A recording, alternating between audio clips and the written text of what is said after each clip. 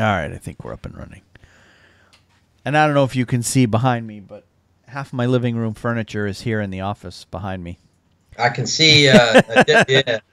Because, yeah, you can probably see our TV is right there, Oh, and our couches are stacked. Like one's right behind me, and the other one is behind that. So yeah, the living room is still. The floor is completely gone. I'm down to the subfloor right now. oh wow. So I had to, when we pulled of course we got the walls painted because we're doing everything at once. So we're painting the walls and we're doing the floors. So what we did is while the rugs were still down, we did all the painting. That way, with the rugs down, we don't care if paint gets on the rugs. We're pulling them up anyway, right? Right. So we did it that way. So we got the walls painted, and then I pulled up the rugs. And, of course, that takes, it's more than just pulling up the rugs. You got the pad that's underneath. And Yeah. I had to pull up all the staples that were Oh yeah. holding that pad down. Hundreds of them. Got a blister on my finger to show for it Oh. on this finger. Yeah. And, got the staples pulled, and you got to pull up the tack strips from the carpet and, all that mess, right? And underneath is a subfloor. Well, over by the back door of the house, we found some water damage from water getting into the house. So I started doing the research on where this water was coming from. Well, it turns out it was basically water was hitting the deck outside the back door Right. and running in between the house and the deck, and that's where the water's coming in. So I've had to do some stuff both inside and outside to try to stop that from happening Hmm. and fix the subfloor. There's probably a spot about this big on the subfloor where it's starting to rot. And I actually, when I was sweeping up the subfloor, I punched a hole right through the subfloor about the size of a quarter. Oh. So basically, there was a hole about the size of a quarter going right down into the crawl space. Oh my gosh. So I had to shore that up. So I got some, and it's been multiple steps on getting there. So I had to first I did some research online. First I had to, and the part of the subfloor that's really damaged is Hmm. only about this big, about the size of a softball, circular wise, on there. So it's not that big of a space. It's not really enough. We caught it to a point where we don't have to replace that subfloor, the sill, the sill is very strong still. It's just showing a lot of wear, right? Right. So if I shore it up, we'll be fine. So what I did is I did some research and I found out if you get wood hardener, it's a product that you can get in the paint department. It's Hmm. basically a epoxy, but it's like the it's like water. That's how thin it is. But it Hmm. soaks right into the wood, and then it hardens the wood. It takes whatever rotting wood that you've got, and it soaks in this epoxy and then hardens it, and Hmm. basically almost petrifies it. So I had to do that. So that takes 24 hours to dry. So I put the wood hardener through all the damaged areas of the wood floor and the sill. Let that dry overnight. So that's one day, and then the second day I had to use the wood filler to fill that little quarter-sized hole Yeah. and let that harden overnight. And then in addition to all that, and shoring up the wood, I also want to, because you get a draft up under the door, and I Hmm. found out it's not coming from the door itself. It's coming the air, basically from that water damage. The air is getting into the house, Hmm. right under the threshold of the door.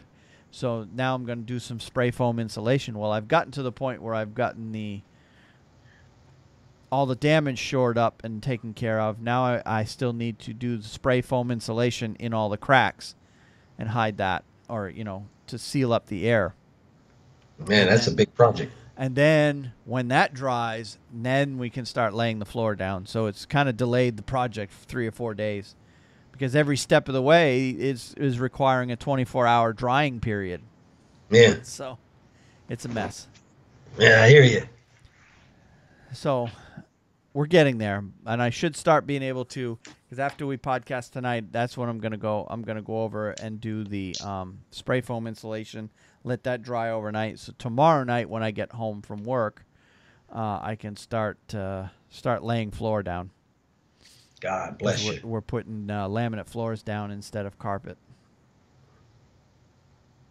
So yeah, That'll be good. it's a mess. All right, let's get going here. We've wasted enough time. And we're going to roll through quick. I'm not going to spend a lot of time on stuff that doesn't, because there's a lot to catch up on. Yep.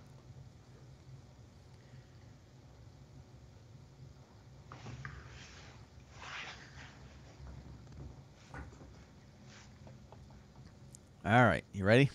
I'm ready to roll. All right. Hello and welcome to the latest episode of the Hockey Nuts podcast. My name's Wayne Halley. I'm here with Steve Ball. How's it going tonight, Steve? I'm doing good, Wayne. How you doing this evening? We've You doing doing very well. A little tired because we're still in the middle of home improvement projects. Yeah. And of course, work. It's the holidays, and yeah, if you're watching us on YouTube, if you look behind me, you can see all kinds of crap behind me. That's because half of my living room is sitting in my office behind me. So, yeah, we're redoing our living room. So we've got a mess at my house right now. But hey, we're getting through it, and I think by this weekend, or certainly by the time we record next week, the living room should be back in shape and back in business. So, and then of course God bless you, man. I know it's a lot of hard work there with your flooring and stuff, but hang in there, and sounds like it's a good project. It's coming through pretty good there. Yeah, when it's all said and done, it's going to be something. It's been something we've been wanting to do, and we just finally got around to doing it. So yeah, we're about partway through. We're about halfway through the project now, so it should be getting done here shortly. So, but in the meantime, we've had our Thanksgiving holiday weekend, which basically caused us to not do an episode last week because you and I both had a busy week last week, both due to work and personal. So we decided to skip a week for the podcast for the week because it just had too much going on. So that means we are sitting at episode 15 for the year, and we've got 2 weeks worth of stuff to get into. We have a lot of stuff to go to review and regurgitate. Yep. So let's get started without any further delay. There's normally we throw in our plugs and all this stuff, but we're going to skip all that this week just so we can get right to the news because there's been a lot going on. And let's get to it. And first things first, we've got to recap how our three favorite teams have done over the past couple of weeks. And which, of course, to remind everybody, that's the Boston Bruins, the Carolina Hurricanes, and the New York Rangers. And since it appears to me, anyway, that the Rangers had the lightest schedule of the three, we'll go ahead and start with them. That's fine. That's fine. Podcast night 2 weeks ago, actually the very next night, we played the Columbus Blue Jackets on the 17th. Yep. And Sergei Bobrovsky was just phenomenal. I watched part of that game, and it was amazing. Yeah. He played really well. Played an incredible game and shut us out. The Columbus Blue Jackets won that game 2-0, and that was in Columbus, and that's the last time we play there this year. So we'll see what happens. We got them at the Garden again one more time, but we were really never in that game due to Bobrovsky. Then we jump ahead 2 nights. We played on the 19th against Ottawa, and Henrik Lundqvist pulled off a shutout in that game. So we kind of made amends for the loss to Columbus and also got some bragging rights back from the playoff loss that we had last year, 4-2 to Ottawa. But that was a very good game, and you and I guess we'll talk about Ottawa. They're on a slide recently. not playing well at all. But that was a big win for us, 3-0. Then against Carolina, another match that really wasn't a game. I watched that in the first 3 minutes. We were up 2-0, and really never looked back. We beat the Carolina Hurricanes on the 22nd, the day before Thanksgiving, 6-1 at PNC Arena. Then came two overtime games. We beat the Detroit Red Wings 2-1 in overtime. Game winner in that game by J.T. Miller, and we won 4-3 in a shootout against Vancouver on the 26th. Both those games were in the Garden. And finally, to close it out, we lost on Tuesday night of this week, 2 nights ago, to the Florida Panthers 5-4 in a game that they scored in the last minute and 9 seconds. Otherwise, the game was tied, and I really thought we were going to get a point out of that game, but it didn't work out. So all in all, I 4-2 for those 6 games, particularly the way we were playing. I'm pretty pleased with it. The Rangers right now are playing very well, and a couple injuries, but I think things are going to work out, at least for Ryan McDonagh to get back in the lineup here probably tomorrow night. But Mika Zibanejad is the other injury. Yeah, Zibanejad just went down, and we'll talk about that a little bit later in the podcast. It looks like he'll be down for a couple of weeks, and it's kind of an up and down couple of weeks there for the Rangers. Not too terrible though, but they're staying afloat at least in terms of playoff seeding. But let's talk about that Carolina game a little bit, because I'll go ahead and start talking about the Carolina Hurricanes last couple of weeks here. We might as well start with that game. And I didn't get to watch that whole game, but I did watch bits and pieces of it. And, you're right. Carolina just didn't even show up that night. Yeah. Which I'm sure every time I saw the score change and the score updated, I'm like, Steve must be kicking himself for not going to that game. Yeah. I said, Let me tell you something. You would have been having a ball. I've been going to those games for a long time, Wayne, and we have never, ever been up like that. Never. It has never gone like that. We go to those games, and usually it's 1 or 2 goals. Now, last few years we've won against Carolina. We've held our own. But I can remember when Carolina used to beat us both games. Yep. So but it's never 6-1 or even 4-1. Normally it's a tight game. Yep. So that was really surprising. Yep. Well, and speaking of Carolina, on top of that game, if you go all the way back to the 16th, that was the game, the last game that we didn't cover. They lost 6-4 to the Islanders back then, and then they won 3-1 at Buffalo on the 18th, and they beat 4-2 in a very good effort against the Islanders on the 19th. And then, of course, on the 22nd was the 6-1 loss to the Rangers. So they played extremely well against the Islanders, who at the time were as good as any team in the league, really, in terms of how well they were playing. Right. And then they went and laid that egg against the Rangers 3 nights later. And then after that, 2 nights after that, on the 24th, they lost 5-4 against Toronto. And then on the 26th, they won in a shootout against Nashville. And then on the 28th, they lost in a shootout against Columbus. So Carolina's had an up and down week, and I think the overwhelming theme with Carolina at this point, at least in the terms of the last couple of weeks, is their goaltending play has been very inconsistent for them. Right. And I think, obviously the coaching staff and the brass with the Carolina Hurricanes want Scott Darling to be their undisputed number 1 starter.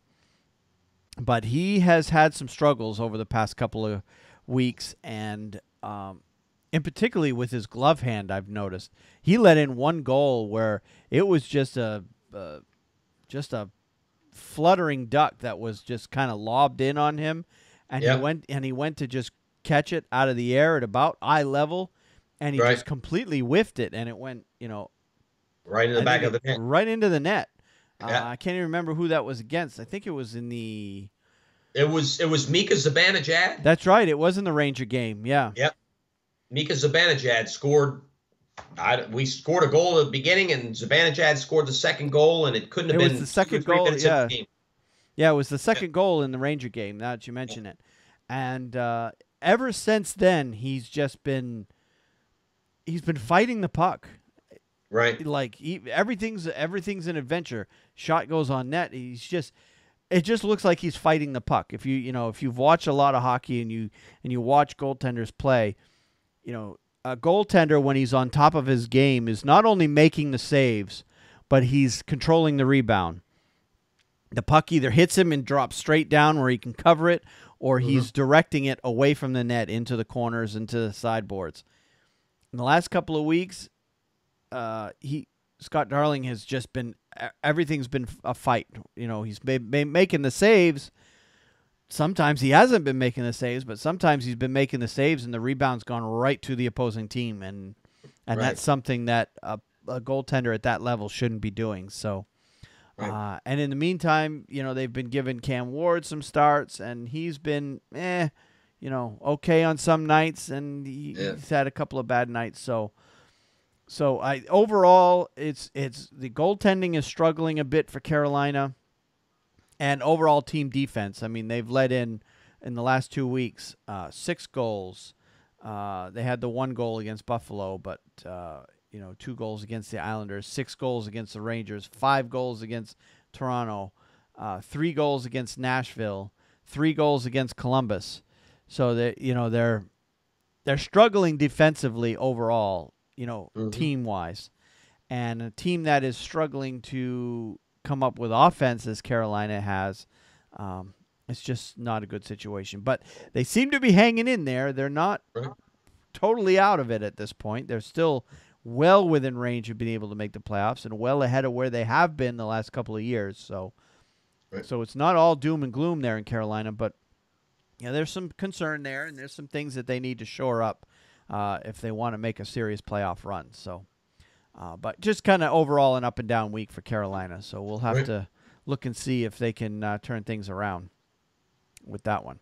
All right, now that leaves us with the Boston Bruins, and they have had a fantastic couple of weeks, especially given the fact that how many injuries they've been dealing with. Yes. Because it seems like every single game the Bruins have played, they're losing a guy. They're getting a guy back and then immediately losing another one in during the game. It just seems to be, like, for example, last night they got Backus and they got Marchand back, but then they lost a couple of more players. Krejci was out, and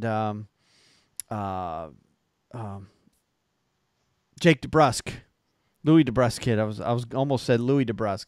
Jake DeBrusk went down as well with injury. So they seem to be gaining 2 steps forward, 2 steps back kind of thing on the injury front. Yeah. But with all that said, and the thing with Boston too is Tuukka Rask has been struggling in net, but Anton Hudobin has been playing phenomenally well. Very well. Yeah, I mean, he's still undefeated on this season. I think he's 7-0-2 now. Oh, yes. The backup goalie for the Bruins. So I thoroughly enjoyed your win against Pittsburgh, too, by the way. Yeah. So, yeah, let's look at the games.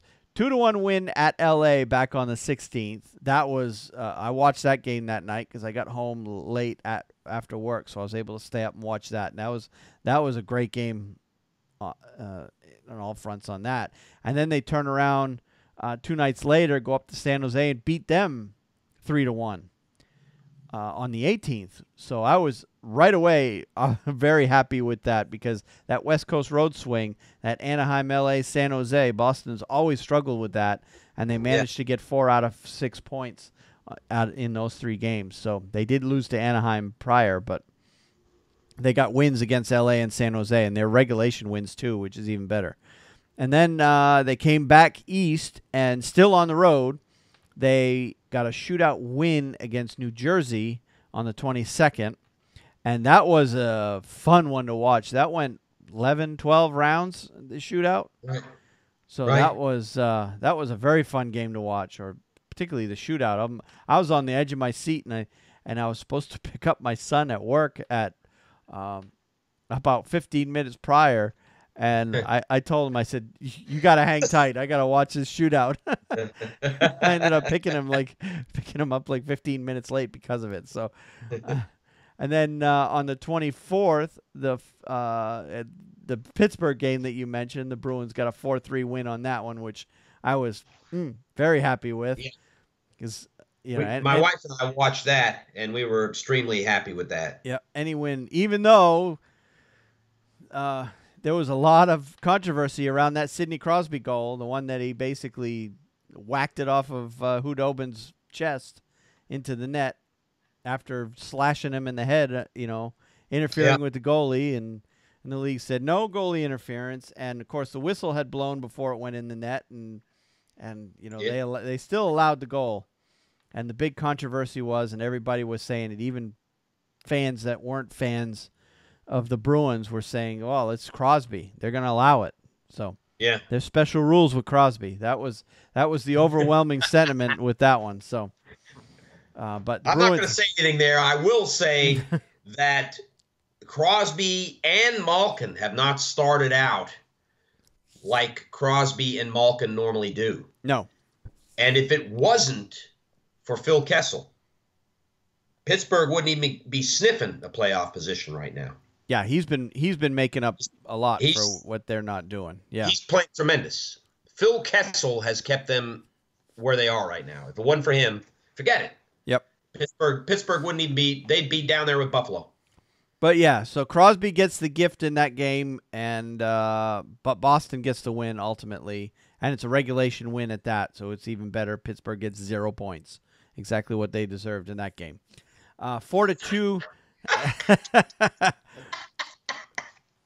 Then on the 26th, Boston has Edmonton in, and of course Edmonton's been struggling this year, but they managed to pull out a win against the Bruins. It was a 4-2 loss against Edmonton, and that was regulation. That was very disappointing that night. And then finally, to end up the week, they played Tampa Bay on the 29th, and they got the 3-2 win against Tampa Bay. So, when I saw Tampa Bay on the schedule, I'm like, oh, crap, here's a loss. But they surprised everybody, and they came out with the win, a regulation win at that. Even though they almost gave it away because they had a 3-0 lead at one point, and they allowed Tampa Bay back into the game. But Tampa Bay threw everything they had them, and they just couldn't get the tying goal there at the end. So the Bruins escaped that one with the win. So that puts Boston at 5-1 on the week. So I'll take that anytime. Absolutely. Oh yeah, the two wins on the West Coast road trip is big enough. Yeah, oh yeah. But that's an excellent week with wins against New Jersey and Pittsburgh and Tampa Bay. Three of the top teams there. We'll take those points to the bank and go from there. So, all right. So where we haven't looked at things for the past couple of weeks, why don't we take a look at the standings? All right. And talk about a few of the teams that any observations you've made over the past couple of weeks about any of these teams. Feel free to interrupt me. But let's start in the East. Okay. Metropolitan Division, your top three right now is Columbus, Islanders, and New Jersey. Columbus with 33 points, Islanders at 32, New Jersey with 32. Right. In the Atlantic Division, you've got your top team is still Tampa Bay with 36 points. Toronto's at 33. Boston's at 26, but they have 3 games in hand against Toronto and 2 games in hand against Tampa Bay. Right. Your 2 wild cards right now are Washington with 29 points, Pittsburgh with 29 points. And then leading out the rest of the pack, you've got the Rangers sitting on the outside looking in at 28, Carolina at 25. Again, they've played 2 games less than just about everybody else in the conference. Detroit at 25 points. Montreal is climbing the standings. They're now at 25. Philadelphia at 23, Ottawa at 22, Florida at 22, Buffalo at 16. Now, Yep. taking a look at the Eastern standings, they always talk about Thanksgiving as being a measuring stick on where you expect teams to be at the end of the year, and it is just over the quarter pole anyway of the season. A little bit over a quarter of the way there. We're almost at a third of the way there at this point. What do you think? I would say it's really almost a third of the season when you get to 27 games. Yeah. I'm sticking by my guns on this. I think the Islanders and New Jersey are gonna fade. I don't think they're gonna keep playing the way they're playing right now. I just don't. I think I just think that I've watched those teams play, and they're not, neither one of those. I think the Islanders are the better team. Okay, I'll say that, and they may make the playoffs, but the Devils, when they beat us, they had to come from behind. They rely, as I said previously, on Corey Schneider. They basically think, well, we've got the best goalie maybe in the NHL back there, so we're just going to let him stand on his head, and he has to keep them in games. Yep. But you'll notice that their goal differential is not very big. It's only +4. Yep. Yep. And so they're winning games very close. They're playing well, and I'm surprised. Believe me, I did not pick New Jersey to be playing this well. They have a road record that's rather impressive. 8-2-2 right now. Yep. Good point. Which is impressive. But they are showing signs. They're 5-2-3 in their last 10. So if you take that into account, they're essentially 5-5. If sometimes I like to look at those overtime losses as actual losses. Right. So if you look at that, even though they're still getting a point out of those three overtime losses, it's still they're 5-5 in the last 10. Right. Now the Islanders are still playing well. They've won 4 in a row. They're 7-2-1 in their last 10. They haven't lost in regulation at home yet, which is amazing considering how crappy of a building they're playing in. Listen, of those two teams, the Islanders are definitely the better team, and could they make the playoffs? Certainly, both those teams could make the playoffs, but I'd be really surprised if New Jersey makes the playoffs. I really would. I don't think, if you look at their roster, and they're playing very, very well for what they have. Yep. And I just think you're going to see them start to fade, and maybe in the second third of the season, and you may see the Islanders fade as well. Other than that, I think every team is living up to expectations. They may not be where we picked them to be in the standings as far as their playoff ranking. No, I would have never picked Pittsburgh to be the worst wild card team, for example. Yeah. In the Eastern Conference, but they're still in the playoffs, and I look at the Rangers as being 1 point out of the playoffs. It's neither here nor there at this point. They're playing. They've dug themselves out of that hole they were in, and they're right back in the thick of it. They're 1 point out, but they have a game in hand on the team that's just ahead of them. So you win that game, and now they're 1 point up. Right. Now, looking at the standings, though, it continues to be a logjam, particularly in the Metropolitan Division. I mean, you've got the Metropolitans holding both wild card spots right now, and then the very first spot outside the playoffs is the Rangers, right there. So you're essentially looking at a 6-team race fighting, or 6 teams right now, right in the thick of things in the Metro, and not far behind them is Carolina. So Carolina wins their games in hand. They're right in there too. Right. And the Atlantic Division is definitely looking the weaker one, because 1, 2, 3, 4, 5, 6. The bottom 6 in the entire Eastern Conference right now, 5 of Yep. them are Atlantic Division teams. Yep. So, yeah, I mean, and the thing you say about the wild cards too, I see a lot of chinks in the armor at Pittsburgh. Anyway, yeah, they're sitting in that last wild card spot, but they're at a -16 with their plus minus. They just Yep. lost their goaltender, Matt Murray. Yes. Yes. He's going to be That out will for a come back. while, Yep. so that's going to cause a problem. Pittsburgh's not a very good team on the road. They're 5-8-2, and they're 5-4-1 in their last 10. Although they have won their last 2 games since the loss at Boston. So, yeah, Pittsburgh's one of those teams that just seems to be win one, lose one kind of. They're in that Right. kind of mode right now.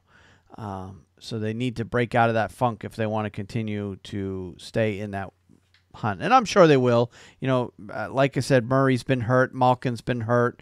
Crosby hasn't been up to his normal standards. So those guys will get things straightened out. And once they do, Pittsburgh will be a tough team once again.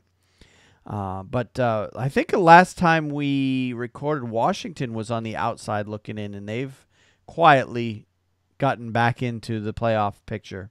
Yep. They're now sitting in that first wild card spot. They're a -1 in their differential, and they've won 3 in a row. So, Washington's showing that they're still a good team, even though we both think that they've taken a step back from last year. Yes. And the other one thing I wanted to note in the East before we head out west was 2 weeks ago when we last recorded, Tampa Bay was like head and shoulders above everybody else. It was Tampa Bay, and then there was everybody else. Right. They've come back to the pack a little bit. They're 6-4 in their last 10, and they've essentially allowed other teams back in. Yeah, they still hold a 3-point lead on everybody else. But they're showing signs they're not as unbeatable as they were earlier in the season. Right. So that's encouraging for everybody else in that conference. That is. Which is why I'm still thrilled that Boston was able to pull out a win against them. Oh, absolutely. I know how that feels. We beat them as well. So. Yep. It's only their 6 losses on the year. Boston has one of them, so that's a good thing. Yep. All right, let's move out. Oh, before we go, I wanted to mention Montreal too. They were 2 weeks ago? They were pretty much at the bottom of the standings. Yep. And look, they're making a hard charge. They've won 3 in a row. They're still a -20 in the differential, but the big factor with Montreal is they've got Carey Price back, and he played the other night. And he played very well the other night. So, yep. Montreal fans should be very, very happy that they're back, and they're not completely out of it. They're still only 4 points out of a playoff spot, so that's easily recoverable if they keep things on track. That's right. That's right, Wayne. And then Buffalo, woof, they've really fallen off the map. Yeah, 1-7. As far as Buffalo goes, getting rid of Dan Bilesma, and he wasn't in there but 1.5 years, and they shoot themselves. I thought they shot themselves in the foot when they did that. But I don't think that Jack Eichel liked them, and I really think that's what it came down to. So I don't think he liked playing for Dan Bilesma, so they got rid of him. And now here they are going through a new coach and a new system and everything. So they're a team in transition again. Eichel's not exactly lighting up the scoreboard with the new coach either. He's got 19 points in 25 games for his guy that came in with as much hype as he had. That's probably not good enough. But yeah, Buffalo has really, really fallen back. They're now 6 points behind Florida, the next spot up, in dead last. And they're -30 on their differential already. 1-7-2 in their last 10. So, yeah, if I were a Buffalo fan, I would be pretty disappointed. And there's a lot of rumors flying around that there are players available on that Buffalo team already. They're being shopped around. Evander Kane's one of the big names coming out as a possibility. possible of being moved out of Buffalo. Right. So, all right, let's look out west.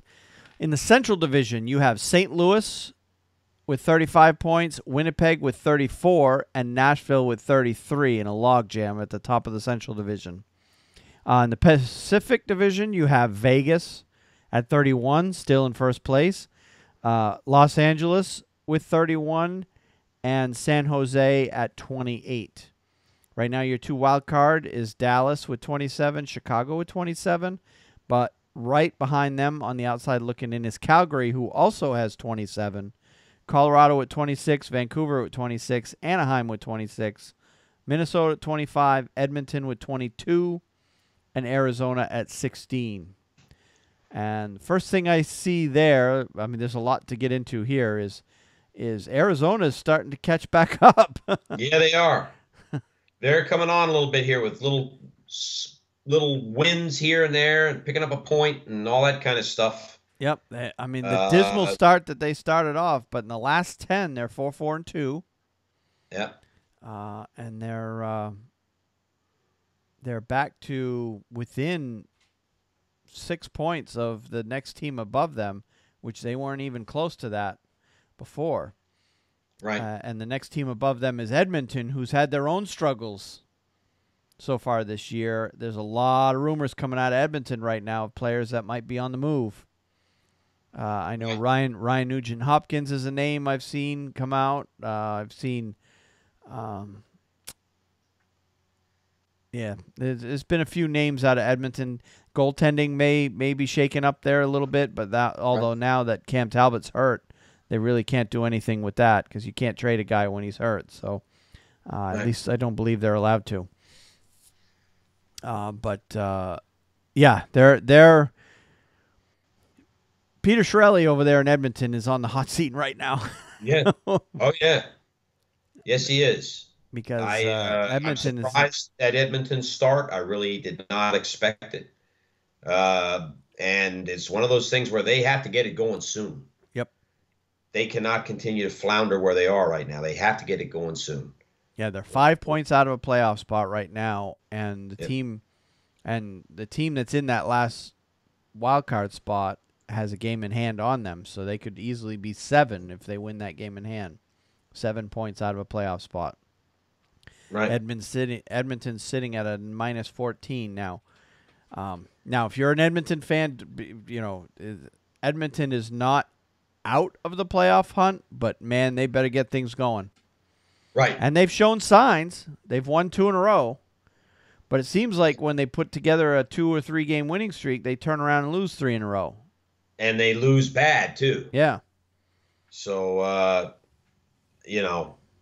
I'm really I'm kind of perplexed there as to why things are going the way they're going there. Of course, their goaltending hasn't been really good. Cam Talbot has not played like he did last year, so right, that's part of it. Yep. But another team that's been struggling a lot this year is Anaheim, and we kind of know why Anaheim's been struggling. They're suffering a lot of injuries to key players. Right. And that's been their major issue this year. Not so much their play, but just how unhealthy they've been. But we have a couple of other teams, Colorado, Vancouver, who were sitting in playoff spots when we last recorded. And we said, I think even then, that those 2 teams will probably fall out of the hunt. And here we are 2 weeks later. And they fell out of the hunt. They're out. They've fallen out of the hunt. Vancouver's 3-5-2 in their last 10. Colorado is 4-4-2 in their last 10, and both are now sitting on the outside looking in of the playoff picture. And of course, Colorado traded away Matt Duchene, but that was a move more for the future rather than to fix anything for the present. So that's right. So yeah, I think the shocker is the Winnipeg Jets. The Winnipeg Jets are playing like a fine-tuned machine. Yeah, they are. Watch them play; they are stunning to watch. and they're hitting on all cylinders. They're Yep. even getting great goaltending. Yep. So I watch out, man. We said beginning of the year, just give them a little confidence. They're the Columbus Blue Jackets of the Western Conference. And if things fall right for them, things can happen. Yep. Yep. We said the same thing about LA, and they've also been, well, they started out crazy, but they're falling back in the last couple of weeks. The Kings are only 3-6-1 in their last 10, but they have won their last 2. So, but Los Angeles is showing signs of sputtering here a little bit, but the start that they had still has them strongly in a playoff spot. Yep. But yeah, the surprises so far to me in terms of the good side, LA and Winnipeg both have played much better than we expected. And of course, Vegas. You know, what more can we say about Vegas? Now, the thing with Vegas that I've noticed is when they're at home, they're practically unbeatable. Now, of course, they are 9-2 at home, so they have lost a couple, but that's where the bulk of their wins are coming from. They're only 6-5-1 on the road, but they're still playing very well. Yeah, they're 6-3-1 in their last 10, and they're sitting right there at the top of the division, tied with LA. But they have 2 games in hand on LA, so Vegas is sitting in a good spot. Wouldn't it be something if they made the playoffs first year out? Oh, I'm telling you. Can you imagine the stuff going on in that city? Make the playoffs. Oh, God. Transactions at the sports books would blow your mind. You know? Yep. So. All right. Well, that's our little tidbits anyway for what we saw over the past couple of weeks around the league. And let's get into some of the stories that we actually came up with. And let's get things started with injuries. And first things first, defenseman Braden McNabb signed, not injuries, transactions I meant to say. I was looking at injuries, but that comes next. Transactions. Defenseman Braden McNabb signed a 4-year, $10 million contract with the Golden Knights on Thursday. The contract runs through the 21-22 NHL season with an average annual value of $2.5 million. 26-year-old could have become an unrestricted free agent on July 1st. McNabb has 2 assists and is +10, leads the Golden Knights with 56 hits and 52 block shots in 20 games. He is one of 6 players in the NHL who have more than 50 hits and 50 block shots so far this season. McNabb has 52 points in 257 NHL games with the Sabres, Kings, and Golden Knights. So, classic stay-at-home guy, a guy that every team needs to have. Right. And if I remember right, looking back to the expansion draft, Vegas pretty much picked guys, with a few exceptions. They pretty much picked all the guys that they picked. All are going to have their contracts run up at the end of this season, right? Which gives them a lot of flexibility at the end of the year going into next year. But if they want to have a team next year, they got to start signing some of these guys because that's right. They can end up with a full team of unrestricted free agents heading out of town. Yeah. So they probably brought all these guys with, last year on their contract, bring them in. That way they get a good, strong look at them, let the player decide whether he wants to stay in Vegas, and then they're going to be – I think you're going to see signings like this out of Vegas throughout the whole season where they start to nail down some of these key positions that every team has to have, but it's a guy like McNabb is not going to win you a Stanley Cup. We'll put it that way. That's right. But every team needs to have a guy like him. Absolutely. A stay-at-home guy, number 4 to 6 defenseman in that ballpark, and they're basically starting that process now. All right, forward Torrey Mitchell was traded to the LA Kings by the Montreal Canadiens on Thursday, and this was last Thursday. No, did this happen last night or last week?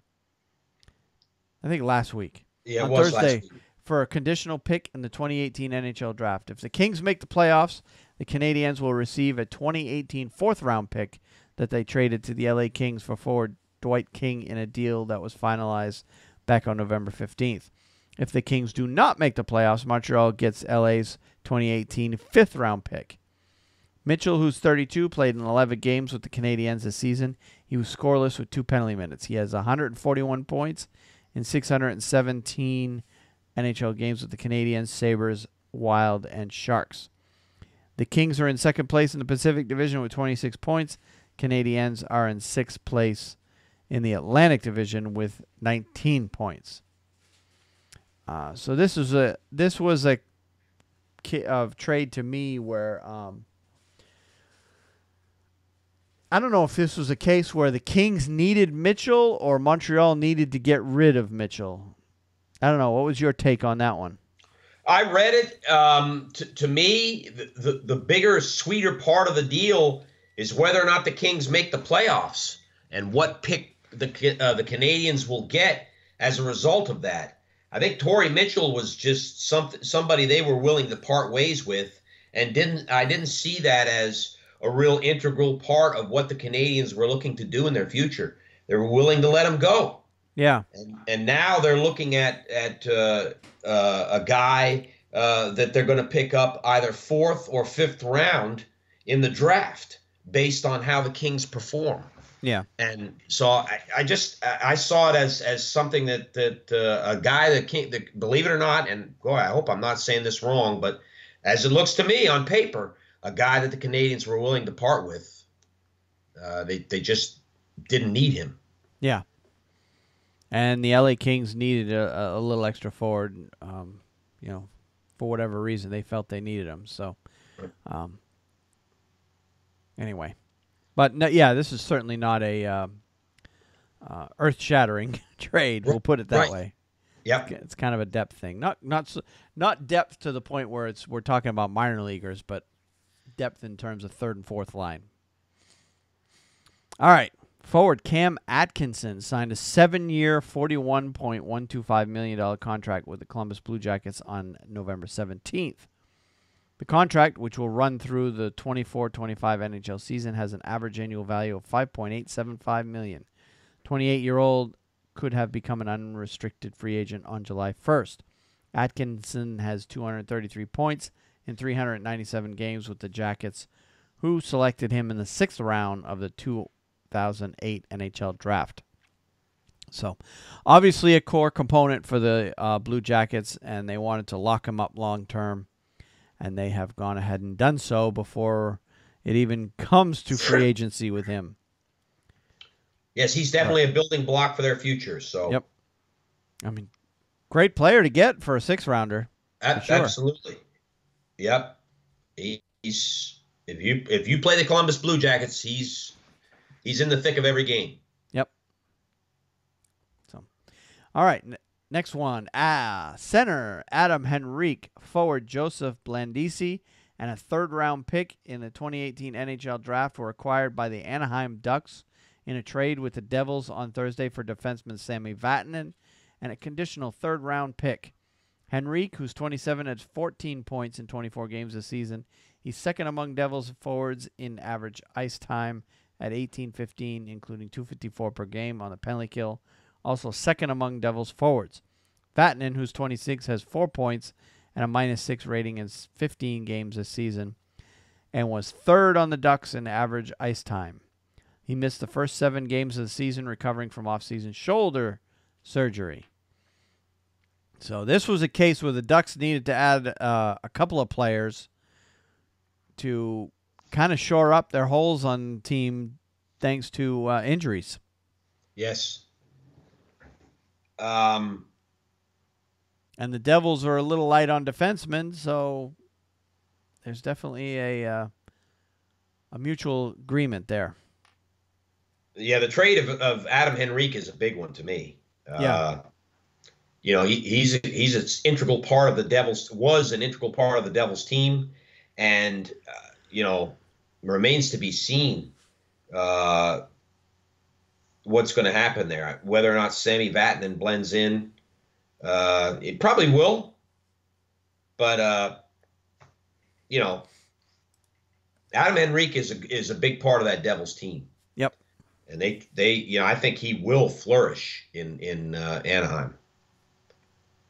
Yeah, Sami Vatanen was hurt to start off the year, if I remember right. He's only played 15 games so far this year. He missed the first handful or so of games due to injury, and obviously the Ducks felt that they could. Obviously, you're not going to get players for nothing, so they had to give up something. And the Ducks are having more injury issues with their forwards than they are with their defensemen. So Right. this was a case where the Ducks almost had to had their hand forced on them, in that they needed to get a couple of more forwards brought into the fold in order to make up. Now, what this does, though, is imagine when all these guys come back that the Ducks are missing. Yeah. Phew, they're going to be good because you add those players that are injured back, and then you add Henrique into that roster. The Ducks are going to be a scary team if they can get healthy. I agree with you 100%. And maybe the easily one of the top 3 best defensive teams in the NHL. Yep. Yeah, and they're the Ducks are struggling to stay afloat there because of all these injuries in the playoff race, and if they get some of their guys back, that will you're gonna see the Ducks shoot up the standings once they get their guys back. So, all right. Did you have any other transactions you wanted to talk about? No, sir. We got it covered. All right. Let's move on to injuries. And there were quite a few. Boys are hurting themselves over the past couple of weeks. Let's start with the Matt Murray situation. Yeah. Pittsburgh Penguins goalie Matt Murray is week to week with a lower body injury. Murray was placed on injury reserve on Tuesday after leaving a 5-4 overtime win against the Flyers on Monday with 4:21 remaining in the second period. He had to be helped off the ice after Flyers forward Jakub Voracek crashed into him following a breakaway. Murray is 11-7-1 with 2.95 goals against average and .906 save percentage in 21 games so far this season. Tristan Jarry, or is it Jarry? I heard them pronounce it Jarry, Wayne. Jarry, okay. It just jumped out at me as European. So Tristan Jarry, 22, made 8 saves on 10 shots in relief of Murray. He has stopped 41 of 45 shots in 2 straight wins after beginning his NHL career 0-1-2. Pittsburgh selected Jarry in the second round of the 2013 NHL draft 1 year after they drafted Murray in the third round. Jarry said Murray has provided advice. The Penguins recalled goalie Casey DeSmith from Wilkes-Barre Scranton on Tuesday. He allowed 3 goals on 15 shots in his NHL debut, a 7-1 loss to the Winnipeg Jets on October 29th. After Murray allowed 4 goals on 9 shots and was pulled. DeSmith is 9-2-1 with 2.29 goals against and .924 save percentage in 12 AHL games this season. So we have ourselves a goalie situation or a goalie controversy in in Pittsburgh. In Pittsburgh, 2 guys you wouldn't have thought of. What's your take on the injury to Murray? What did you think? Oh, where it's week to week. It looked like it might have been groin. I don't know. Well, yeah, that's what was my initial thought. Either knee or groin. Because week to week, that means it's going to be a while. Yeah. And with goalies, groin injuries take a while to come back from. So yeah, that's what I'm guessing as well. But here's where last year they would have been, when Murray got hurt, because he's kind of been plagued with injuries so far in his career. He's gotten hurt quite a bit. Yeah. Which should be concerning if you're a Pittsburgh fan. Right. Yeah, he's your number one guy, but as much as he's getting hurt, that's not good news. And the depth isn't there like it was last year. Because last year, Murray gets hurt, you just bring in Marc-Andre Fleury and you continue on. Yep. This year, you're, Tristan Jarry and Casey DeSmith. How many Pittsburgh fans can honestly say they knew who Tristan Jarry and Casey DeSmith were before this season. That's Wayne. That's a great point. I really, you'd have to be a very, very knowledgeable guy about the roster and your team's AHL prospects, et cetera, It would to have definitely guessed that those two would be on the team right now. Yep. It would take a hardcore for sure. So yeah, Pittsburgh's in emergency mode at this point with their goaltending situation. So it'll be interesting to see how they respond as a team. All right. Florida Panthers forward Evgeny Dadonov is expected to miss 4 to 6 weeks with an upper body injury. Dadonov was injured in a 4-1 loss to the Chicago Blackhawks on Saturday when he was hit by defenseman Cody Franson in front of the Chicago net. 9:47 into the third period. Dadonov ranks 4th on the Panthers with 18 points in 22 games, playing mostly with center Alexander Barkov and left wing Jonathan Huberdeau.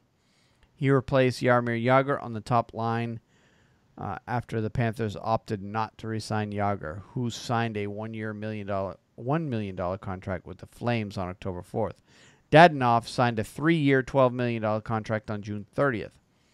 He was selected in the third round of the 2007 NHL draft by the Panthers and played 55 games from 2009 to 2012, and then spent the last 4 seasons in the Continental Hockey League.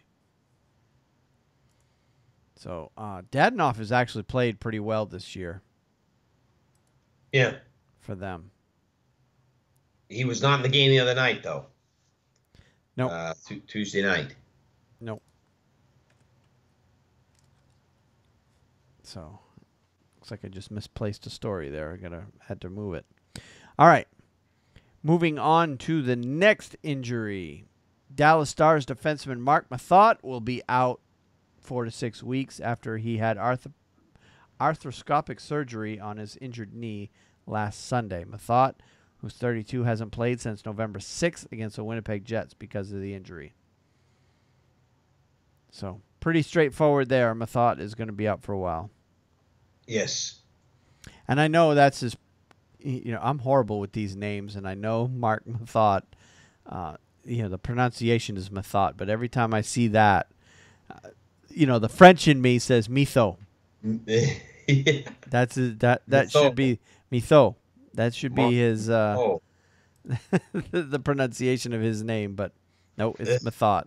So anyway, that's neither here nor there. All right, let's talk about Mika Zibanejad. Rangers center Zibanejad is out indefinitely with a concussion, Coach Alain Vigneault said on Thursday. Zibanejad is going through concussion protocol, and there's no timetable for his return. Vigneault said Zibanejad was injured on a hit by Detroit Red Wings forward Darren Helm during a 2-1 overtime win on Friday. Zibanejad played in a 4-3 shootout win against the Canucks on Sunday and took part in the morning skate and warm-up Tuesday before being scratched for the game against Florida Panthers at Madison Square Garden. Well, this is a case of delayed reaction, huh? It is, and to be quite honest with you, they said during the game that he was out. I did not know it was concussion until later on. But I'll say this: when they say he's out indefinitely, for this particular injury, it could be a month or it could be a week. You really don't know. Yeah. Because it's based on a doctor's prognosis and how you're going through the protocol. So it's frustrating. You won't get direct answers on that particular injury as far as prognosis for return. Hard to report on something like that. Yep. The first time I've heard of Mika Zibanejad having concussion problems as well. Well, if it's his first, that's a good sign. They usually recover pretty quickly on the first one. So let's hope, because he's on my fantasy team. So let's hope that he comes back quick. I need him back. We need him desperately. I tell you, we need Mika Zibanejad. He's having a great season. Yep. All right. Speaking of Fantasy Hockey League transaction or injuries. Another player that's on my team, goaltender Cam Talbot, was placed on injury reserve by the Edmonton Oilers on Thursday. Coach Todd McClellan said he will be out for at least 2 weeks. Talbot was injured during a 6-2 win against the Detroit Red Wings on the 22nd of November, McClellan said. Talbot finished that game and then played in consecutive wins for the 4-2 win at the Boston Bruins on November 26th and the 3-2 in overtime percentage. 3-2 in overtime against the Coyotes at Rogers Place on Tuesday. Talbot is 10-10-1 with a 3.00 goals against average and a .903 save percentage in 22 starts. He finished fourth in Vezina Trophy voting last season after leading the league with 44 wins in 73 games, finishing with 2.39 goals against average. So the numbers he's put up this year are definitely nowhere near where everybody expected them to be. That's true. And, I've watched him play. I've seen him play very well this year. It's just a matter of inconsistency, which Edmonton cannot. They can't be inconsistent. They don't have depth on that team. Yeah. If you stack them up against a healthy Anaheim Ducks team, for example, they don't have the depth that Anaheim has. So they can't afford to be inconsistent. They have to play well most every night. Have you seen or heard what the injury was? Because they're saying he got hurt in the win against the Red Wings on the 22nd, but he also played on the 26th and the 28th. What was Tuesday? 28th. It was the 28th. That's right. So he played the 26th and the 28th. And only now they're saying he's got to sit. Yeah, I have not heard anything about this injury, Wayne. I'm wondering if this is a case where he's not playing well, and in order to bring up another goalie, they've got to he's got to be hurt, right? Quote unquote hurt. Yep. Where nobody on the team's talking of how he's hurt, but either way, he's hurt. So that would enable them to use the emergency clause and get a goaltender up there. And that could very well be. That's just pure speculation, whatever. But maybe this is a benching, quote unquote, without it actually being one. Right. They're disguising it as an injury. So wouldn't be surprised at all. Even though they're not supposed to do that, but who's there to police it? Who's gonna go to Edmonton in November, December, and investigate when it's 40 below up there, right?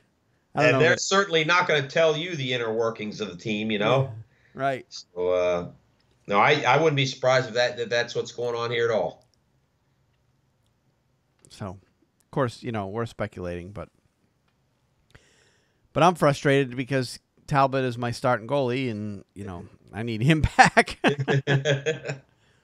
because now I've got Robin Lehner as my backup. Oh boy, Buffalo, that's gonna be bad. All right, let's move on to suspensions and fines. Minnesota Wild defenseman Matt Dumba has been fined $5,000, the maximum allowable under the collective bargaining agreement for unsportsmanlike conduct during NHL game 365 in Winnipeg on Monday, November 27th.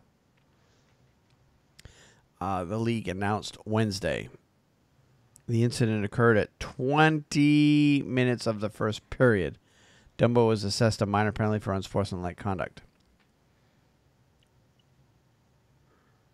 So I didn't see the incident, so I'm not sure. Obviously, it happened after the whistle. If they're putting a time of 20 minutes of the first period, it happened basically right at the end of the first. Right. As they were heading into the locker room. So did not see that play either, Wayne. Yep.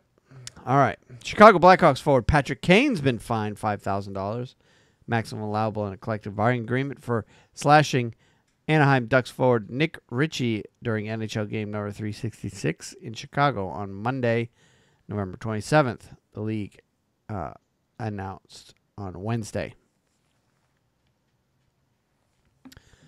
Didn't see that one either. There were a lot of these incidents. Yeah. Over the past couple of weeks. You're right. The incident occurred at 15:47 of the third period. Kane was assessed a minor penalty for slashing. So, all right. Colorado Avalanche forward Gabriel Landeskog has been suspended for 4 games without pay for cross-checking Calgary Flames forward Matthew Tkachuk during the NHL game number 356 in Colorado on Saturday, November 25th. The Department of Player Safety announced on Tuesday. Under the terms of collective bargaining agreement and based on his average salary, the Landeskog will forfeit $119,815. Ouch. The incident occurred at 15:08 of the first period. He was assessed a minor penalty for cross-checking. I saw that play, and he just went a little overboard. He was trying to... He had Tkachuk kind of pinned behind the net. Yeah. And Tkachuk was trying to get out from behind the net to get in front to a loose puck to try to put it in the goalie. And it first started with a cross-check right to the ribs. As, you know, Landeskog was just trying to prevent Tkachuk from coming back out front. And then right after that rib shot, he did it again, but this time the stick went up and got him right in the neck. And, you know, put him down on the ice. So, yeah. You know, that was one of those cases where he's getting hit for the contact to the head for the most part. Yeah. Is what to got the him in tune of trouble. $120,000. Yeah. Yeah, what could you do with that $120,000? Huh?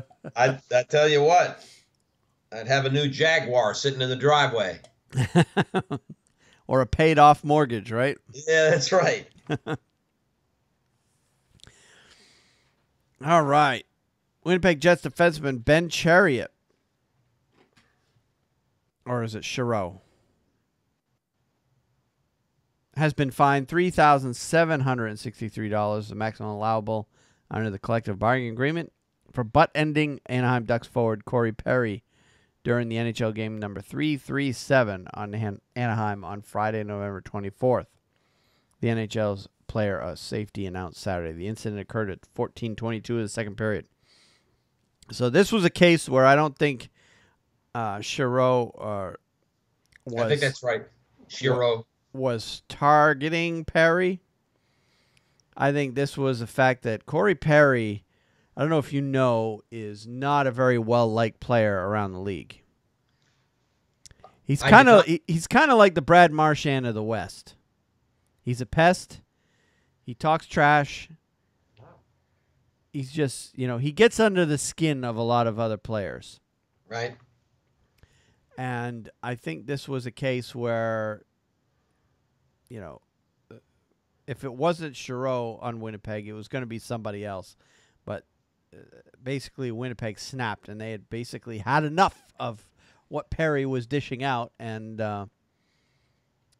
they wanted to put a stop to it. But I guess they crossed the line a little bit. Yeah.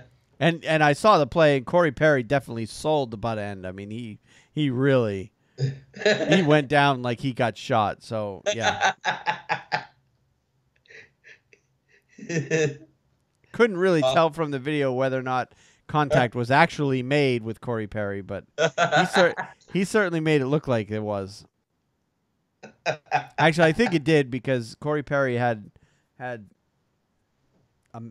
mess on his face, so yeah. He definitely did get hit, but because there was damage done. But anyway, and that's probably why Chiro ended up getting fined, is because of the damage to Perry's face that resulted from that. But all I'm saying is, you know, Corey Perry probably didn't get that done to him completely out of the blue, I'm unprovoked. I'm looking at the difference, though, between what happened to Gabriel Landeskog and what happened to Ben Chiro. Ben Chiro got off really light. Yeah. Yeah, he did. Now, a lot of these fines are a proportion of their salary, too. And Landeskog is one of the higher paid players in the league, so, if you take 1% of his salary or whatever the percentage would have been, 2%, whatever, then that's why he would have lost that much more.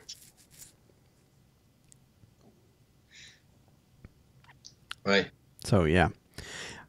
And the next one we have, Chicago Blackhawks forward John Hayden has been fined $2,486, maximum allowable, for high-sticking Tampa Bay Lightning forward J.T. Brown during NHL game number 328 Tampa on Wednesday, November 22nd. The NHL's Department's player safety announced last Thursday. The incident occurred at 5:49 in the first period. Hayden was assessed a double minor penalty for high-sticking. Another thing, too, that affects how much money these guys get fined is whether or not they are a repeat offender. Right. Obviously, the more you do it, the fines get ramped up. So, Landeskog, and I think if I remember right, when I watched the video, they had mentioned that Landeskog, I think it was 3 years ago, got fined for an incident that had happened. But of course, he wasn't labeled a repeat offender in this case, just because it had been a while. But they still, tacked on that heavy fine for him. All right, another one. God, there's a lot of them this week. Nashville Predators forward Austin Watson has been suspended for 2 games without pay for boarding Colorado Avalanche forward Dominic Toninato during NHL Game 302 in Nashville on Saturday, November 18th. The Department of Player Safety announced back on the 19th. The incident occurred at 11:47 in the first period. Watson was assessed a major penalty in a game misconduct for boarding. Under the terms of collective bargaining agreement and based on his average annual salary, Watson will forfeit $11,827. Trying to remember if I saw that one. I don't think I did. No, I didn't see that play either, Wayne, but I did see the next one. The next one, yep. Philadelphia Flyers defenseman Radko Gudas. Oh, good old Radko. Yep. Has been suspended for 10 games without pay for slashing Winnipeg Jets forward Matthew Perreault during NHL game 284 in Winnipeg on Thursday the 16th. That was the last night we recorded. Yep. So that actually happened we recorded early that night, so it would have been after we recorded. Yes. The NHL's Department of Player Safety announced on the 19th. The incident occurred at 9:50 of the first period. Gudas was assessed a major and a game for slashing. Gudas is considered a repeat offender under the terms of the collective bargaining agreement, and based on his average annual salary, will forfeit $408,536. Oh. And let me tell you, it was ruthless. It was not only that, it was stupid. But I mean, the announcers, I watched the replay of it. I saw it right after it happened. And Radko Gudas is lucky he didn't get more than that. He really could have been severely, it could have been 25 games. Yep, that chop that he put on Perreault it was reckless. Yeah.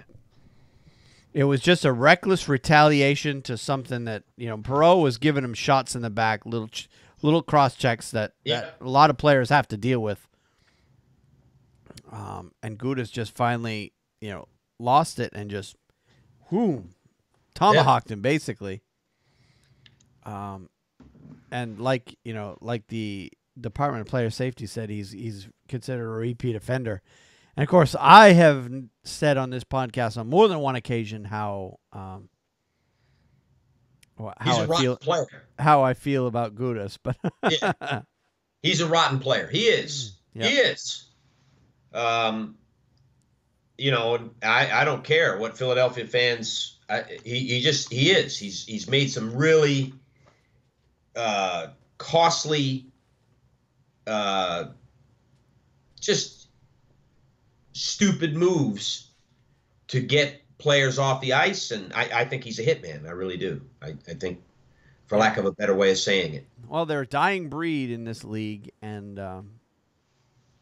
he's one of the few that remain for sure. As far as I'm concerned, obviously you feel the same way. Yep. So yeah, 10 games. That's, you know, obviously if he wasn't a repeat offender, it wouldn't have been that. It probably would have been 2. But they're trying to put a stop to it. I mean, that's for sure. Making him forfeit $500,000. That's, oof. That's yeah. Well, 10 games is about 1/8 of the season, so that's a long time to sit down. Yeah. All right. Detroit Red Wings forward Luke Witkowski was suspended for 10 games by the NHL Department of Player Safety on November 16th. Witkowski was automatically suspended under Rule 70.6 for actions during a game against the Flames on Wednesday. He returned to the ice to take part in an altercation after being escorted off by an official.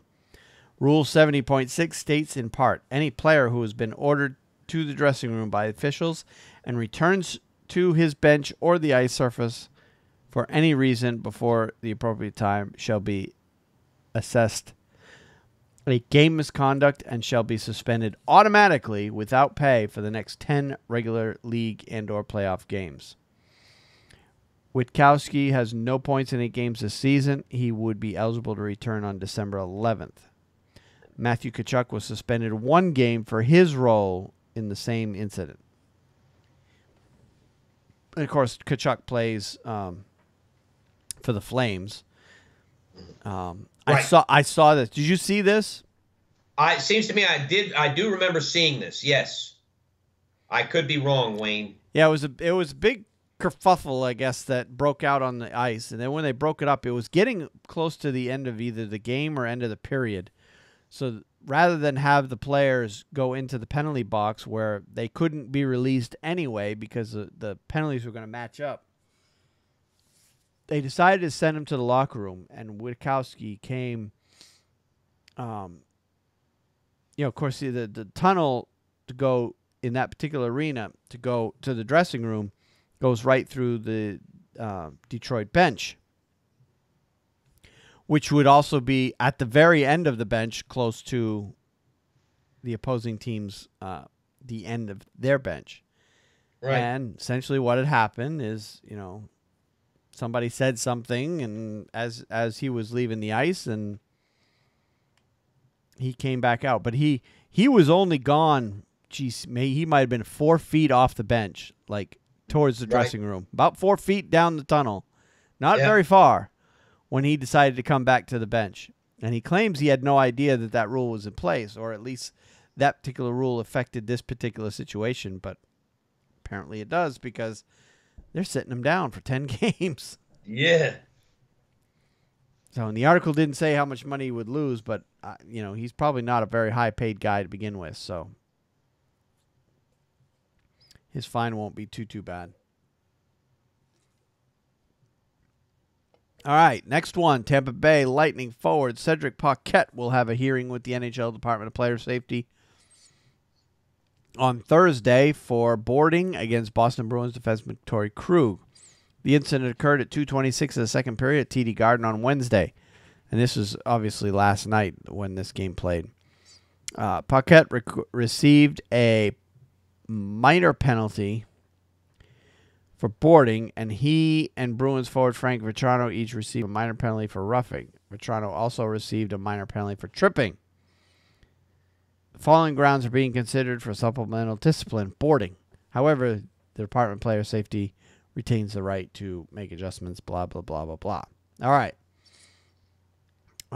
So I actually didn't see the hit because I wasn't really watching the game. I was working on my living room, to be honest with you, while this game was on. So I had the game on TV in the other room, and when big things happen, I would run in here and check it, but I never checked it for this, only because the announcers didn't make that big of a deal about this particular incident. So I did miss the actual incident there.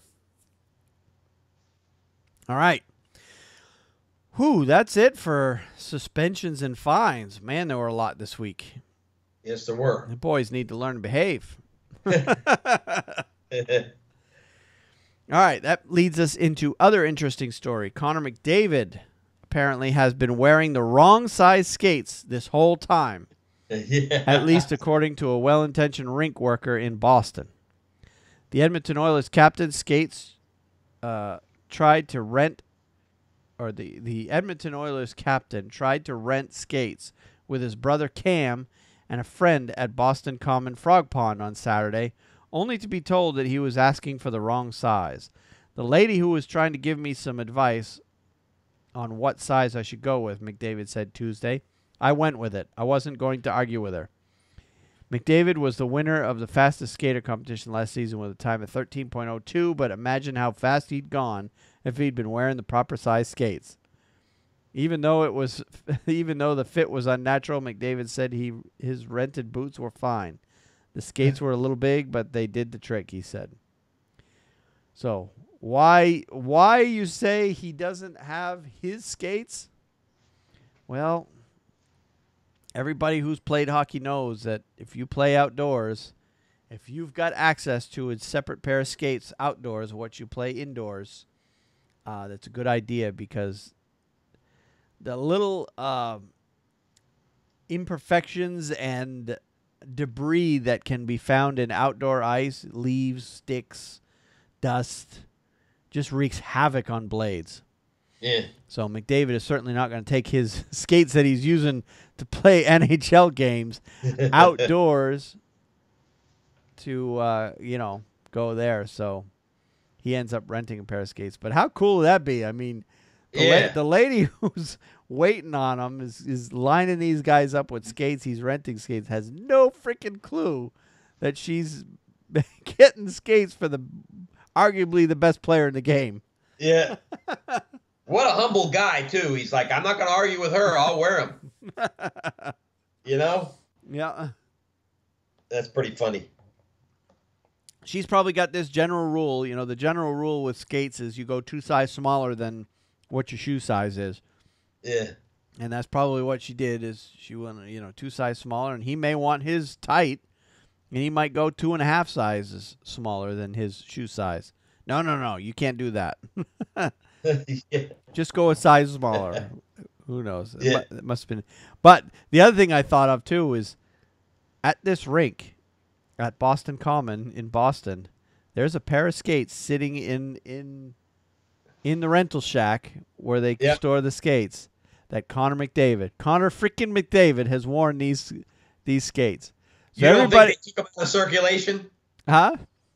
You don't think they took them out of circulation? Well, no, the woman had no clue who he was, so. Good point. So he probably gave the skates right back. They walked off without incident, and now nobody knows. So that's right. So there is a pair of skates sitting in that Boston Common shack at the Frog Pond that are worn by Connor McDavid, and someone else will just get to wear them as well. So interesting little story I had to add in there. It is. All right, let's talk about some outdoor hockey. The NHL announced on the 19th that the Philadelphia Flyers will play host to the Pittsburgh Penguins outdoors at Lincoln Financial Field, home of the NFL's Philadelphia Eagles, on Saturday, February 23rd, 2019, as part of the 2019 Coors Light NHL Stadium Series. This will be part 2 in the outdoor battle for Pennsylvania. The Penguins took round 1 in 2017, playing to a crowd of more than 67,000 at Heinz Field in Pittsburgh, when they edged out the Flyers in a 4-2 win. The game will be the Flyers' 4th regular season appearance outdoors and the Penguins' 5th such game. The 2019 Coors Light Stadium Series will mark the 6th consecutive year that Coors Light has been the title sponsor. And I believe this is, the article didn't say it, but I believe this is the first game that the Philadelphia Flyers will be hosting an outdoor game. Right. Well, they did host the outdoor game against us in 2012. Where was that one played? That was played at the baseball park where the Phillies play. Oh, okay. Okay. So they have had one in Philly already. First Citizens Park. Yep. Right? Okay. Citizens Bank Park, yeah. Citizens Bank Park. Yep. Okay. And we actually won that game 3-2. Well, these outdoor games tend to go more often than not to the visiting team because they get a lot less BS to deal with. Right. That's true. At least that's my theory anyway. That's true. No, that's a good point, Wayne. But yeah, once again, Pittsburgh Penguins are going to be in an outdoor game. How often, seems to be every year. Let's just have 1 year. This is a plea to the NHL. Let's just have 1 year where we have outdoor games where neither the Pittsburgh Penguins or the Chicago Blackhawks play in the game.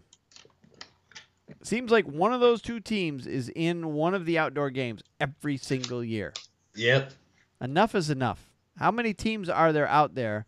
There's like 6 or 8 teams in the NHL that hasn't even played in one of these games once. That's true.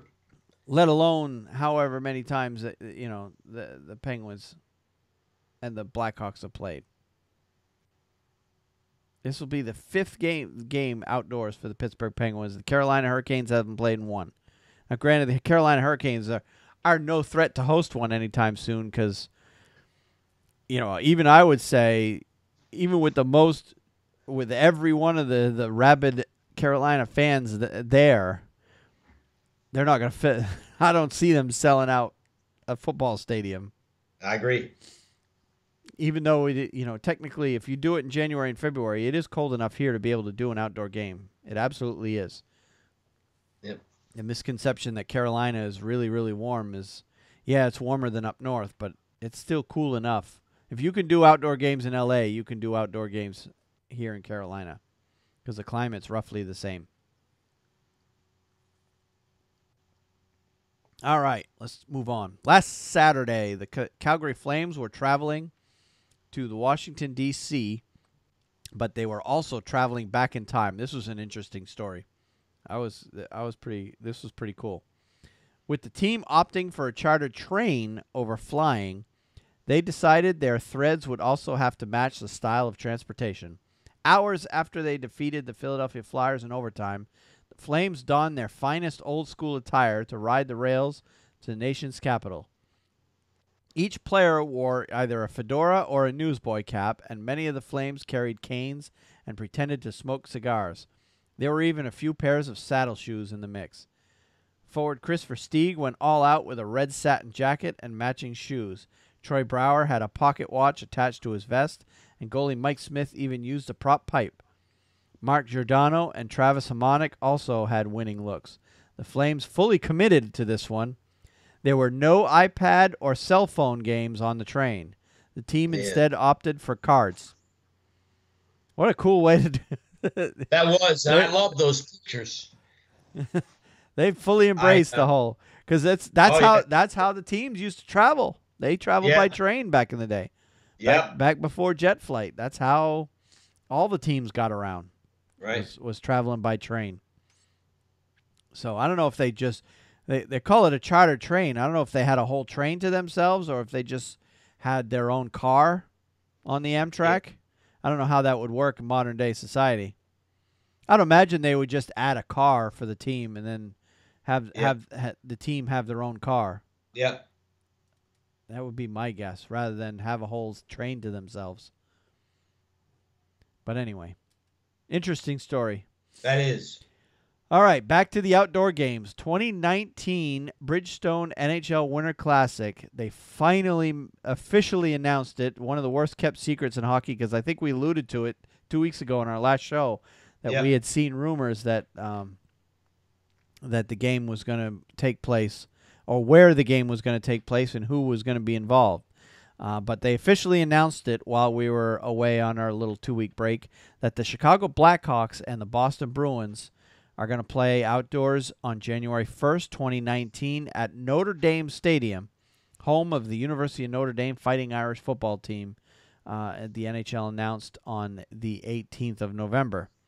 The New Year's Day matchup will be Chicago's 4th. Again, Chicago getting to be outdoors all the time. Of course, I can't say much. This will be the Bruins, 3rd, I think? Mm-hmm. Yeah, this will be the NHL's 3rd appearance. The Chicago Blackhawks' previous appearances in the NHL Winter Classic include the 2000 NHL Winter Classic, 2009, I'm sorry, against the Detroit Red Wings at Wrigley Field, which was a 6-4 loss for them, and a road trip to play the Capitals in the 2015 at Nationals Park, another 3-2 loss, and a matchup against the St. Louis Blues in 2017 at Busch Stadium, which was a 4-1 loss. So Blackhawks don't do too well in these. They're 0-3 in these outdoor games. Yeah, maybe that's why the NHL keeps putting them in there. Eventually, they're going to win one. Yeah, that's right. So the Boston Bruins were the home club in their 2 NHL Winter Classic games, a 2-1 overtime win against the Flyers at Fenway Park in 2010. And, in fact, that was the first outdoor game where the home team won the game. And then a 5-1 loss to the Canadiens in 2016 at Gillette Stadium in Foxborough.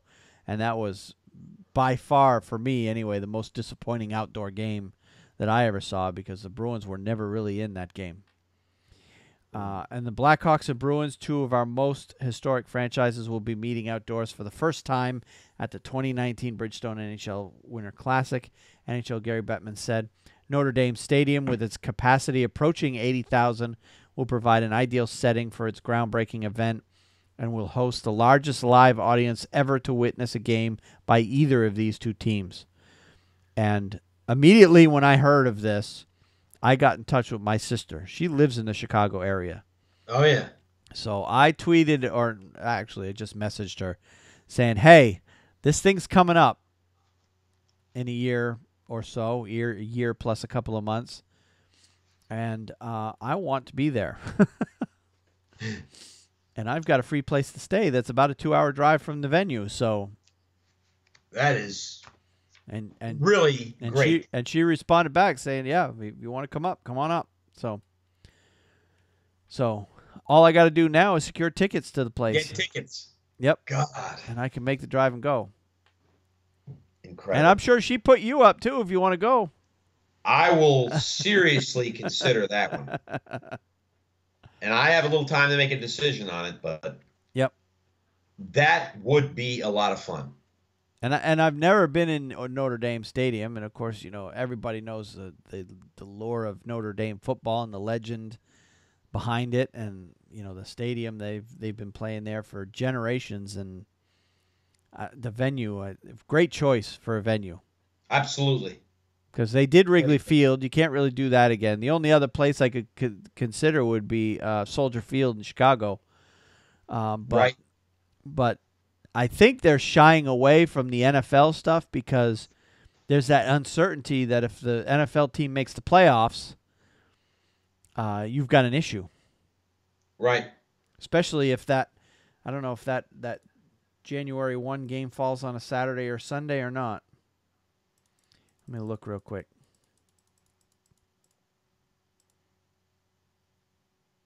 Oh, it's a Tuesday, so it shouldn't interfere with the NFL schedule.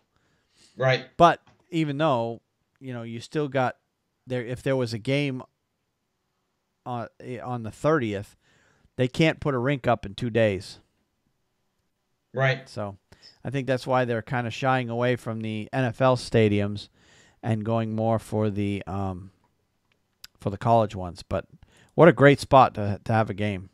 Absolutely. For sure. All right. And the next story I've got is another bit of comedy, I guess, if you want to look at it. An absent-minded moment for Jonathan Drouin resulted in a splatter into the ice and a roasting from his captain. Montreal Canadiens forward forgot that he had gotten new skates fitted with his old blades.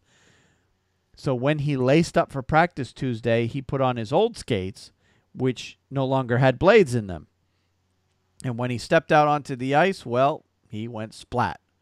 A dumbfounded and giggling Drouin had to be dragged off the ice, and his teammates got a good laugh out of it, including forward Max Pacioretty, who roasted him for his silly mistake.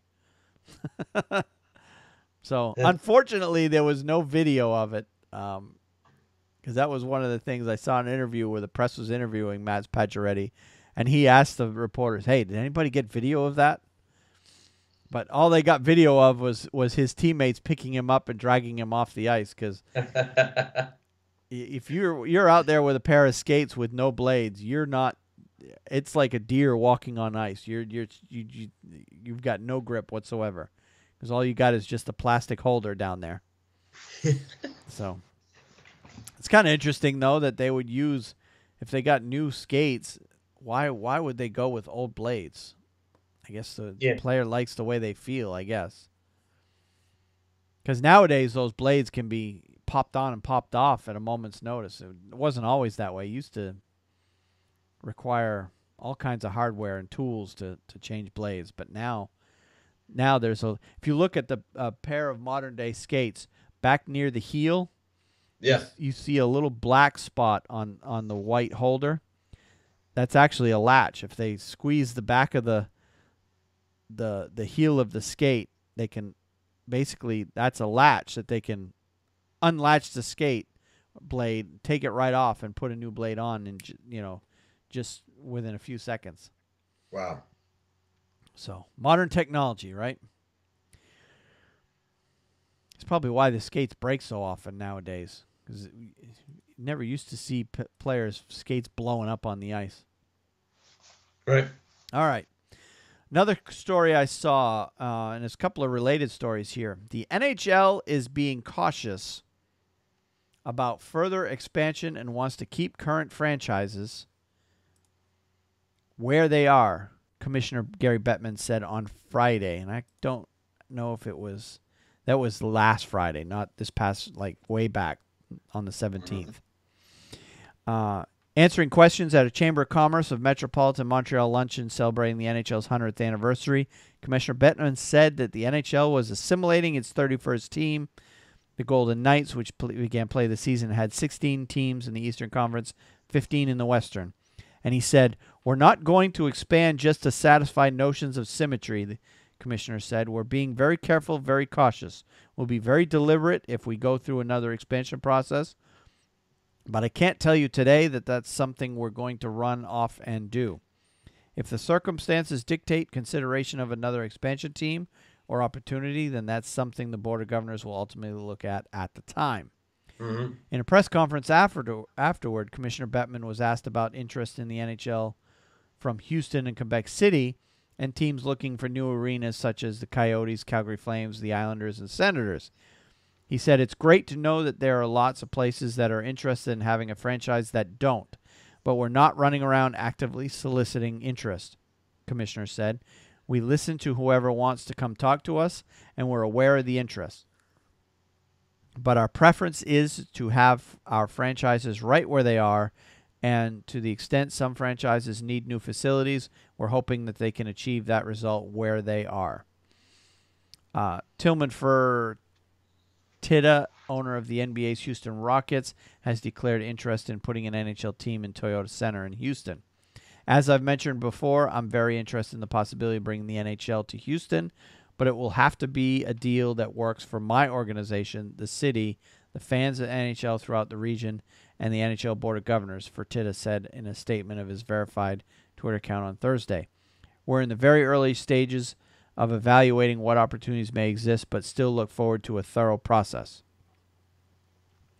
And then Commissioner Bettman would not confirm or deny meeting with Fertitta, although I thought I heard reports that he was seen in Houston recently. "I don't like speculating about things that may or may not happen," Commissioner said. "If at some point there's real interest and the circumstances are right, we'll take a look at it. That's as far as it goes right now." And then he reiterated the NHL's position on Quebec City and the Videotron Center. He said, "The city and the province chose to build a building, and we told them every step of the way that we are not promising you a team," he said. "If you build the building, you will need to build it with the understanding that you might never get a team. That doesn't mean they'll never get a team. That means we made no commitment whatsoever."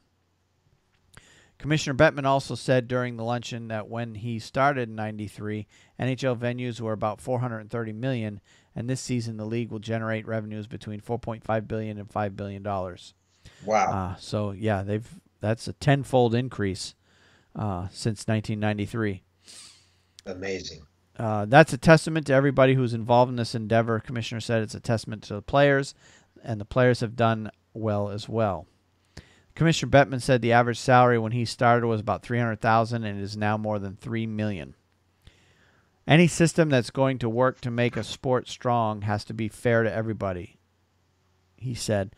But in the final analysis, what makes the system work is that it's good for the fans because all of our teams can afford to compete and be competitive, which is why we have extraordinary competitive balance. Commissioner Bettman said during the press conference that the NHL tried to schedule an outdoor game in Montreal this season to celebrate the league's founding here on November 26th, 1917. Unfortunately, the city of Montreal does not have a facility that would have enabled us to put on an outdoor game. Commissioner said it's that simple. Well, that explains why Montreal hasn't hosted one. Yeah. They don't have a venue. Right. Which makes sense. The biggest football stadium they have is for the CFL team, which, CFL stadiums are not that big. And then baseball, they only have minor league. They don't have the imagine putting one in the old Olympia Dome or whatever you want to call it, the Olympic Dome. Yeah. Of course, that's not an outdoor venue. The roof is permanently attached to that building. Does that still exist? I don't know if that still exists or not, to be honest with you. Maybe a Montreal fan can tell us, or someone who lives there. Tweet us. That's right. Commissioner Bettman said that it wasn't the only question the size of Percival Molson Memorial Stadium, which seats about 25,000. It was the infrastructure needed to stage a regular season NHL game, from locker rooms to training rooms for the players to restrooms for the fan. That's the stadium where the CFL teams play. We looked at everything, including a pop-up stadium. Commissioner said, you've got to remember, these are real games played under conditions that generate points that could mean the difference in making the Stanley Cup playoffs. We looked at all of our options, and it wasn't feasible to do it. My events people were ready to have me thrown out of the window of my office because we pushed very, very hard, and it just didn't work. Canadiens owner Jeff Molson hasn't given up hope for an outdoor game in the future. We did work very, very hard to try to make it work, and we'll continue to work hard to make something work, he said. We just weren't able to fit it into the centennial year. All right, that was a long article on that. But in a related article, before we discuss further, a local TV news station out of here, so this one not a lot of people are going to be talking about because of the fact that it was a local TV station here that was talking about it. And in fact, I'm going to insert the audio from WRAL Sports. I think he's the head of the sports department at WRAL. Jeff Gravely came on. I don't know if you saw this in the local news here. I have not. Oh, okay. But I'm going to insert the audio from that news report. It's a local TV station here, and they're actually the TV station that the parent company is also a minority owner of the Hurricanes. So, take that as part of the report. But Jeff Gravely, the local guy here, met with Don Waddell, who's the the president of business operations or something. I think that's right. He basically reports directly to the owner of the team, and they had a little meeting. And Mr. Waddell said, "We have not heard from Mr. Chuck Greenberg. He's the guy that's been looking to buy the team out of the guy out of Texas."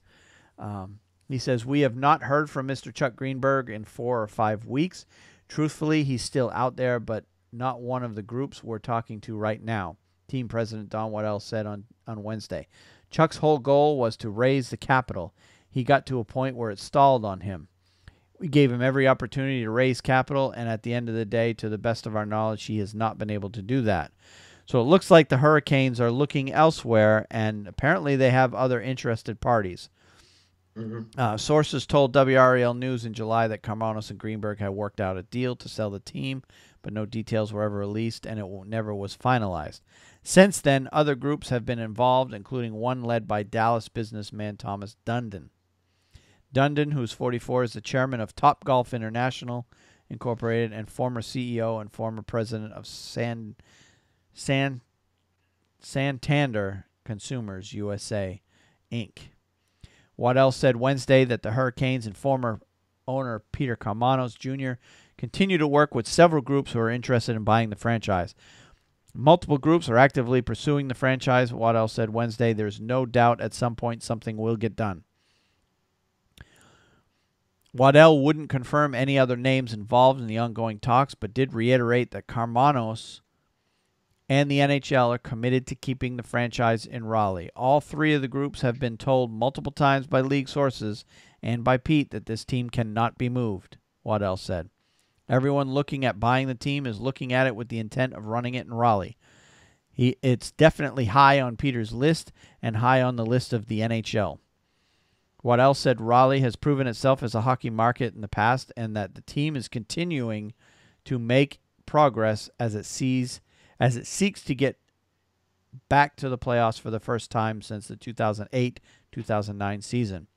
This market has proven it. We're making progress right now, and the league has stated to everyone that people shouldn't waste their time if they want to move the team, he said.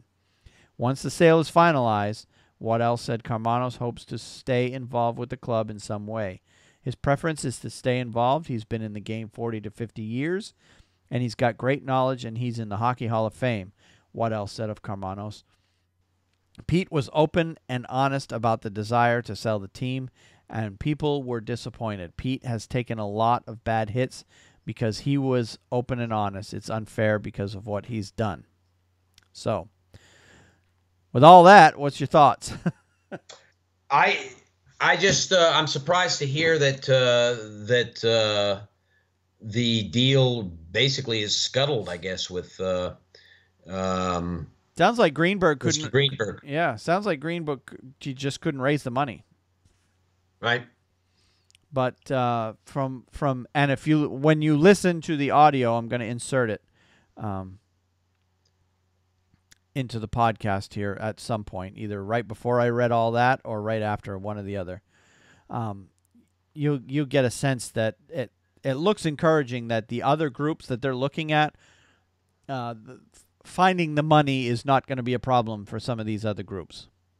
So, and it's also encouraging that the NHL seems to be holding firm that this team's not going anywhere. Right.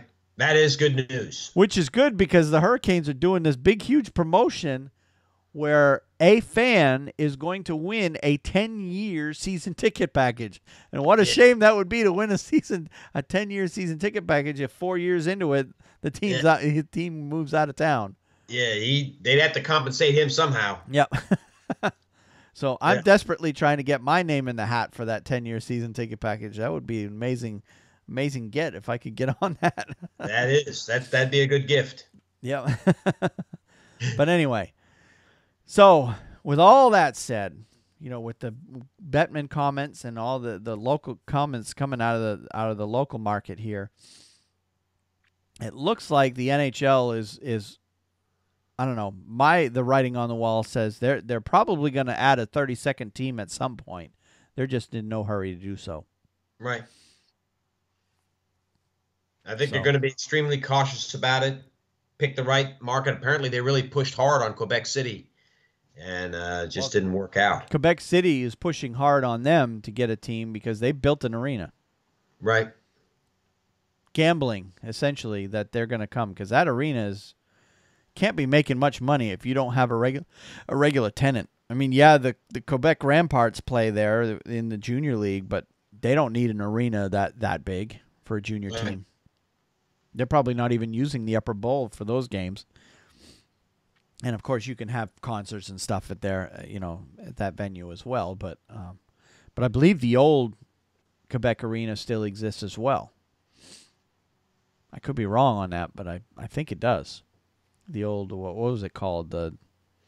Oh, you got me on that one. I can't remember. Le Yeah. Colisée is in Quebec is what it was. That's what it was. Le Colisée. So yeah. But I don't know. I guess we'll see. Time will tell. Time will tell. So we'll bring you any news. We live right here in the Raleigh market, so if anything comes out concerning the Carolina Hurricanes and the sale of the team, we'll probably hear about it before anybody else.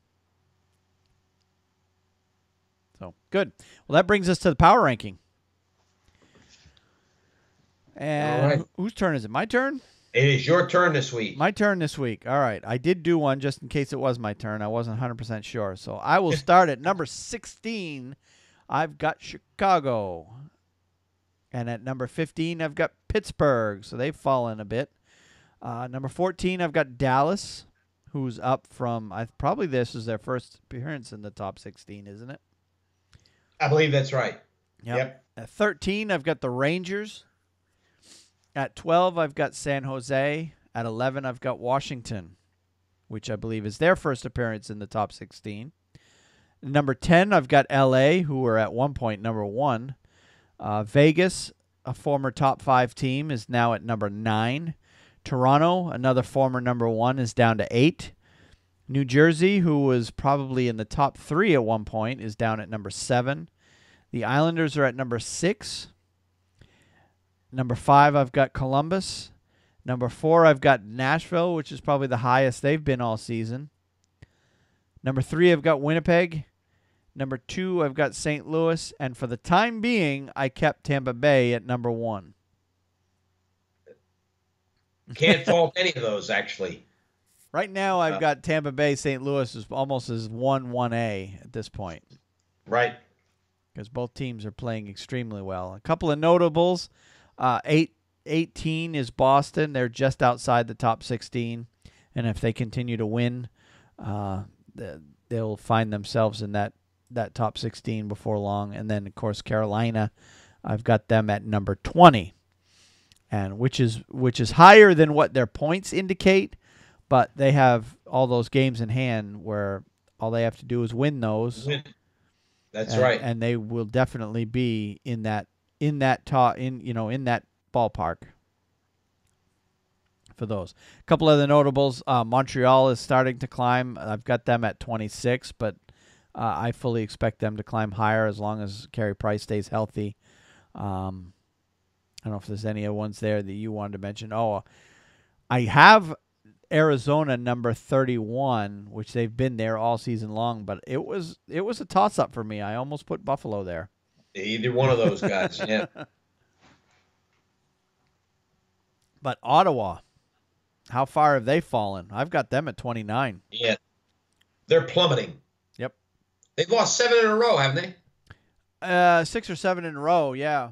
And the big thing that's really shocking is since the trade for Matt Duchene, right? Matt Duchene is scoreless.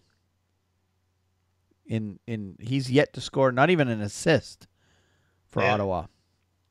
So right now, Ottawa fans are wondering, was that move a bad move for them? Right. So. All right, let's take a look ahead at the schedules coming up. And we're well into the podcast, so we're not going to go day by day talking about all the games, but we will touch on our 3 teams because there's a bunch of good games coming up this week. But first and foremost, the Bruins are on the road at Philadelphia on the 2nd. They're at Nashville on the 4th. And that is it for them for this week. And actually, the game in Nashville is going to be their last game outside the Eastern time zone until their Vancouver, Calgary, Edmonton trip in mid-February. Wow. So, yeah, Boston will be playing in the Eastern time zone for a couple of months after that Nashville game on the 4th. Very interesting. Yep. So they only have 2 games this week. Carolina has 3 games. They're at the Rangers on the 1st. They're against Florida on the 2nd and at Vancouver on the 5th. And one thing to note about the Carolina Hurricanes is they only have 5 home games in December. Now, they've got 15 games total in December. They got a very busy schedule in December, Carolina does, because they got all those games in hand. They got to get caught up. But only 5 games at home. And I think 3 of them are Saturday nights. Right. Which is good. Which is good for locals anyway. If they can't sell out on a Saturday night, or at least fill the building mostly, then they got issues. So now the Rangers have a light schedule. Yeah, they real light. We played tomorrow night against Carolina, of course. That was what you mentioned. And then next Tuesday night on the NHL Network, I believe it's an NHL Network game. I should actually make sure of that.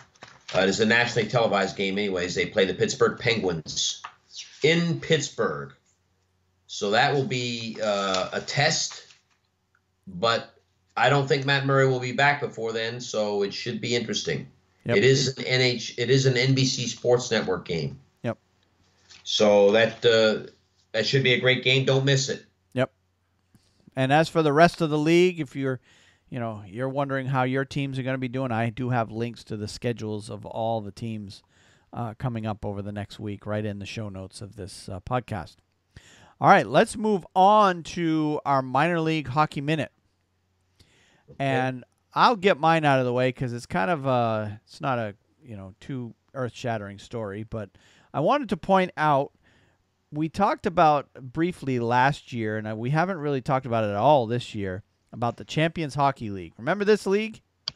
Vaguely. It's in Europe, and it basically is a league made up of a whole bunch of teams that are scattered throughout Europe. Some Finnish teams that are basically pro teams that play in pro leagues. Like Sweden has their league, and Finland has their league, and Germany, and so on and so on. Every country's got their own league. Well, the Champions League is basically they're taking a few teams out of all those professional leagues over there and putting them together. They play a very shortened schedule. They only play a few games here and there. But this league is already headed to their quarterfinal for the whole season. Yeah. Now, they've played in their quote-unquote regular season of this league. Each team played 6 games. So this is a very shortened, it's kind of like a tournament.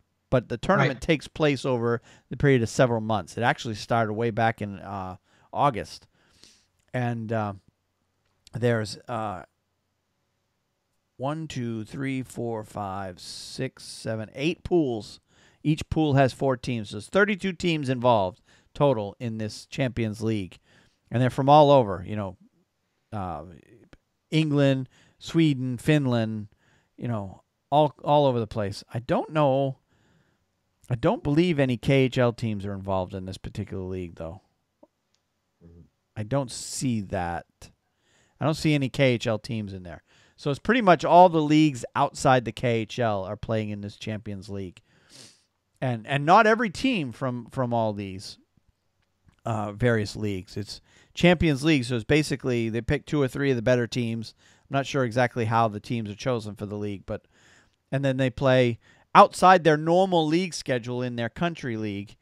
Mm-hmm. They're playing this additional league. So it's a very shortened schedule, spread out over several months, but over the the regular season standings, each team played 6 games, and then they the top 16 teams advanced, which probably was the top 2 in each pool, advanced on, and we are now already into the quarterfinal.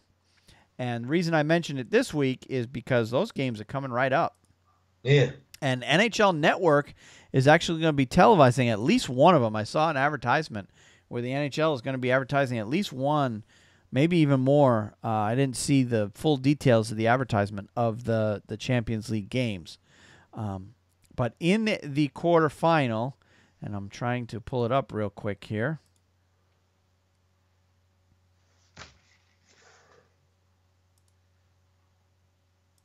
There it is. All right, you have, and I'm going to butcher all these names, of course. Oh, hang on. I got to get there.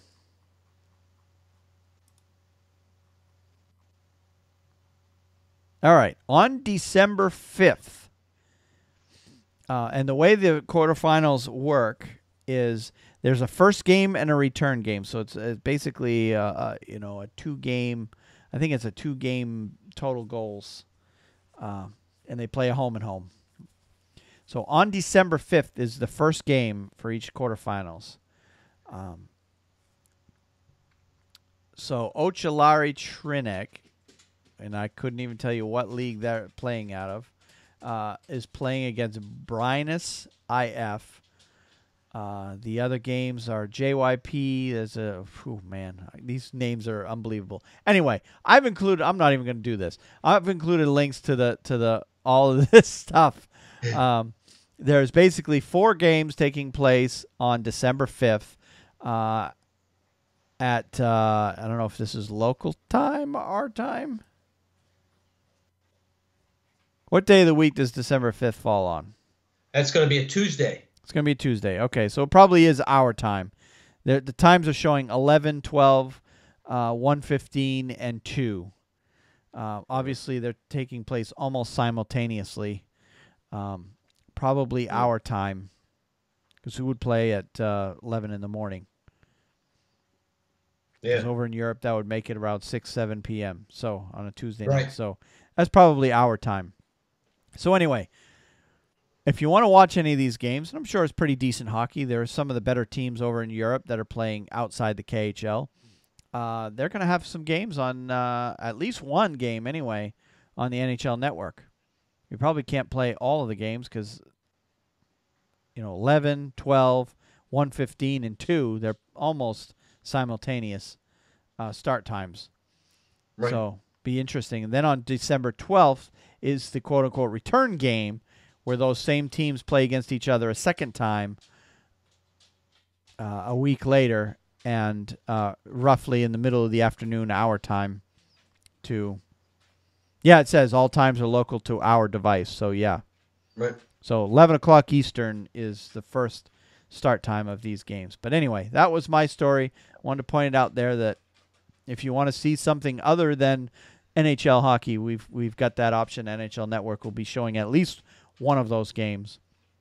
Just so as that something will different. knock it down to a semifinals then, right? So yeah, the winners of these quarters will knock it down to a semi, and then you'll have a final. So very good. But the last game that was played prior to this December 5th was November 7th. So there's huge gaps between the games. That's why this Champions League, there's very few games, but it's taking place over a long period of time.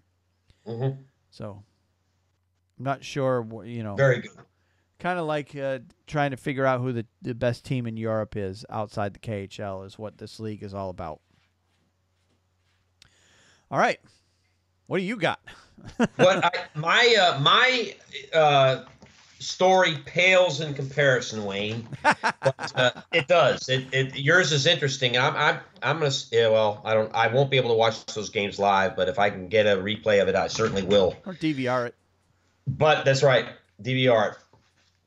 But I went on the AHL website again this week, and I did some looking around, trying to find stuff, and I found a very interesting article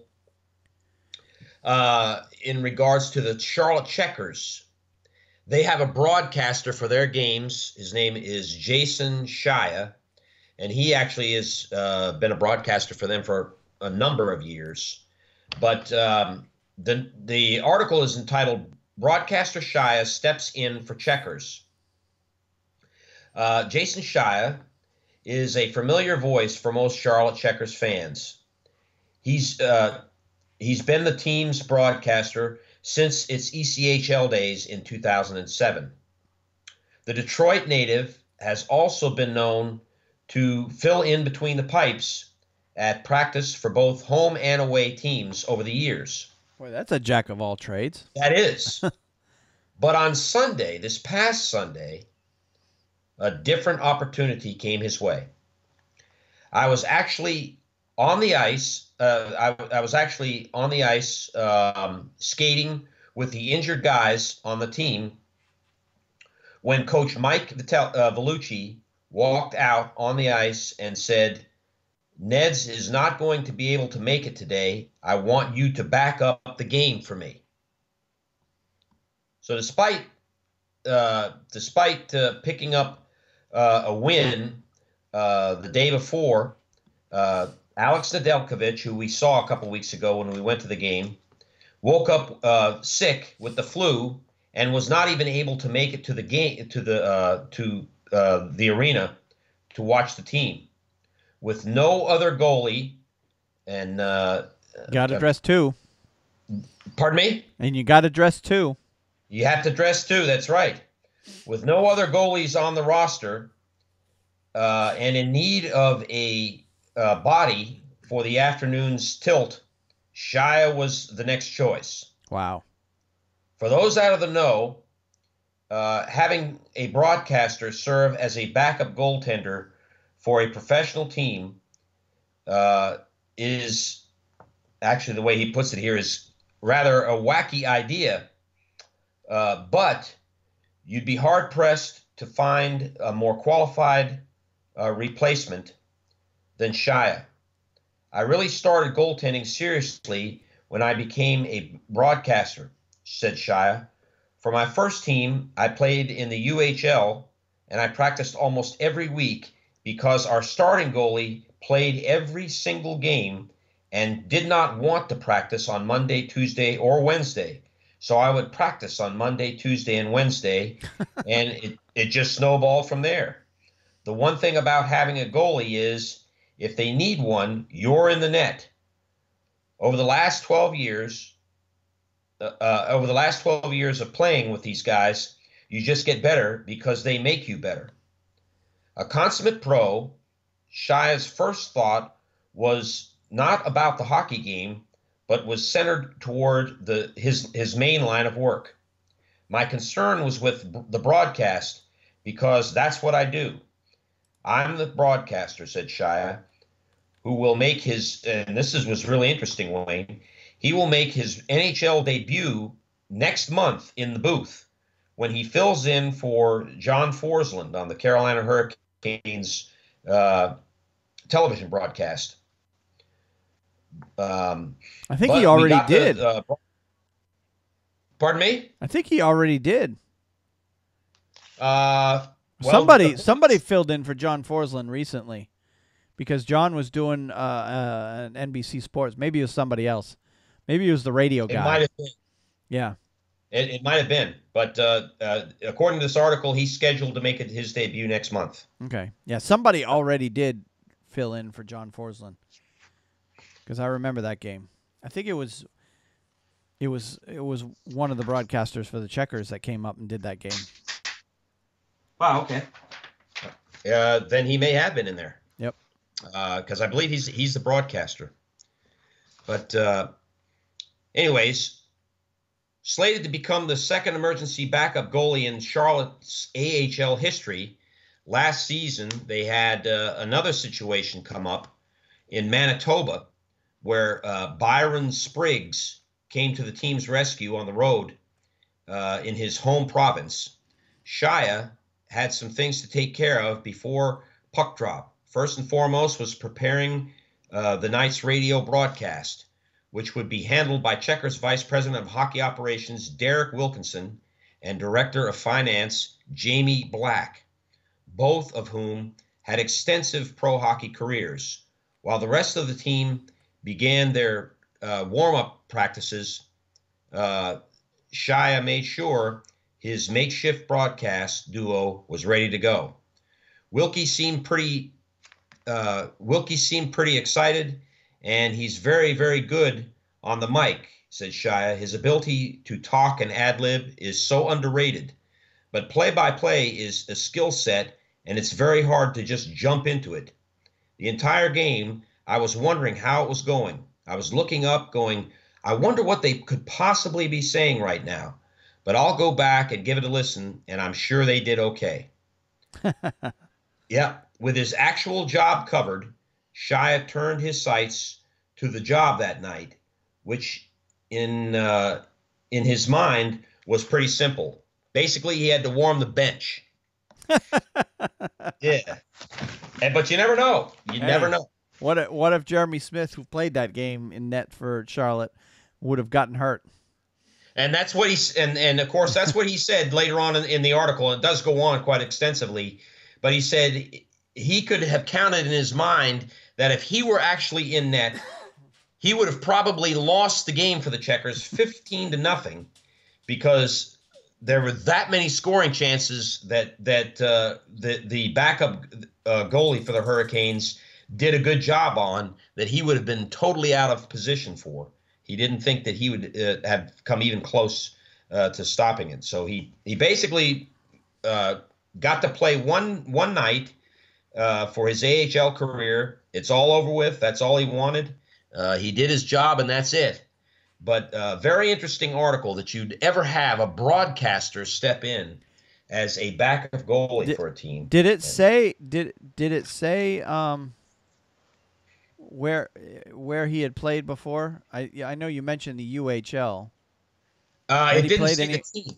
It didn't say the team, but he did play in the UHL, and that's all the article states. And I didn't do any research on that. Okay, I'll have to look it up later. We'll have to see how he did, and to see if he played either college or juniors before that. Be interesting to see. Yeah. All right, cool story though. Kind of interesting. Yep, very interesting. All right, let's move on to the College Hockey Minute. I'm going to blow through it real quick here because it was kind of a quiet week last week in college hockey. First and foremost, Maine.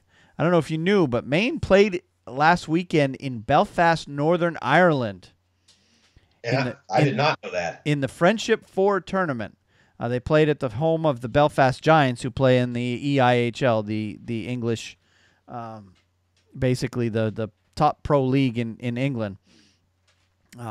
And they went over there with Providence, RPI, and Clarkson. Those 4 schools played a tournament over there in the Friendship 4 tournament. I guess the tournament's been going on for a few years now. It's the first time Maine has gone. I actually have an old college friend of mine that actually went to the games. Actually bought a ticket they did a group package where you could buy a ticket on the bus, and you pay X number. I think it was $2,000 or $3,000, and you were able to go. Everything paid. Tickets to the game, hotels, you name it. Tours, all that stuff, and she had a real good time with it. So she's still posting pictures on Facebook about it. So it's kind of interesting. But she went to the games, and it was. But Maine that night, or the first night, they played Providence, and they lost that game 3-0. And then the second night, because they lost the first night, they played in the consolation game. RPI lost the first night, and Maine played RPI, beat them 4-2 in the consolation game. Clarkson, who's actually the number 5 team in the country, ended up beating Providence, who's actually the number 10 team in the country, in the championship of that tournament, 4-2. So Clarkson won the Friendship 4 tournament this year. So it's just kind of, as we head to the holidays, it's something common in college hockey is all these little 4-team tournaments. Yeah. Everybody wants to host a tournament. Maine actually used to host what they used to call the Dexter Classic. The building that they play in, Harold Alfond Arena, is named after the founder of Dexter Shoe. Remember Dexter Shoes way back when? Yeah, well, Harold Alfond was the founder of that company, and the Dexter Shoe Company is actually a Maine-based company named after the town of Dexter, Maine. That's where it all started. And he built this shoe company empire. You couldn't go to any populated town in Maine and not drive by a Dexter shoe store. I don't know how far south that brand came, but Dexter shoes were a big thing back in the 80s and 90s until Alfond sold the company off. I don't know who bought it, and then eventually the brand died. And now there's no such, pretty much, I don't think you can get Dexter shoes anymore. But anyway, and he was a primary financial supporter of the Maine hockey program back in the early days, and was a big benefactor for the team. And he pretty much spent the money to build the building they play in today. But anyway, when Maine was hosting a tournament at their building, they usually did it, I think it was around Christmas break sometime. It was called the Dexter Classic. They played that years and years and years, probably for a good 10 years anyway. And Maine won that tournament almost every year because they were in their heyday and winning. But that tournament eventually died out. But anyway, these tournaments go on during the holidays every year. So, Right. And this was just one of them, the Friendship 4 tournament. So Maine got to play over there on the other side of the pond, play some college hockey over there in Belfast. That's pretty cool. Belfast, Northern Ireland. So that was their weekend. As for upsets, ranked teams, much quieter this week in college hockey. Friday night, there was only one upset. Union, who's unranked, beat number 3 North Dakota 4-1, and that was at North Dakota. So pretty big upset. Yeah. But it was the only one Friday night. Saturday night, number 8 Minnesota State lost to number 16 Minnesota Duluth 3-1. That was kind of a mild upset. Number 9 Wisconsin lost 3-2 to Mercyhurst. That was at Wisconsin. Mercyhurst is unranked. That was a pretty good size upset there. And then a very mild upset.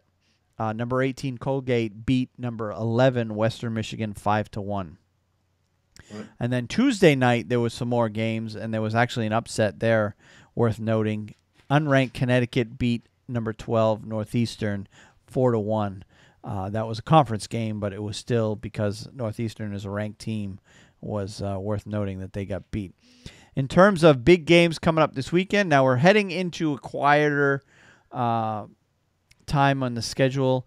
It really hasn't quieted down just yet, but we're starting to get to the point where we're going to start seeing light weeks. And right around Christmas, we're going to see a case where probably there'll only be 1 or 2 games going on the whole week throughout the whole country. So, but it's still a full slate of games this upcoming week. There just aren't a lot of big ones to note. On Friday night, you've got number 13 New Hampshire playing number 9 Providence. You've got number 1 Denver playing number 16 Minnesota Duluth, and they're actually playing a 2-game set there, Friday and Saturday night. Also Friday and Saturday night, number 10 Western Michigan is at North Dakota, who's number 6 this week.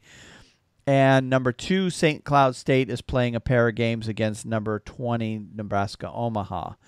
So probably I would say our games of the week this week would be that Western Michigan, North Dakota series. I think is probably going to be the best going on around the country.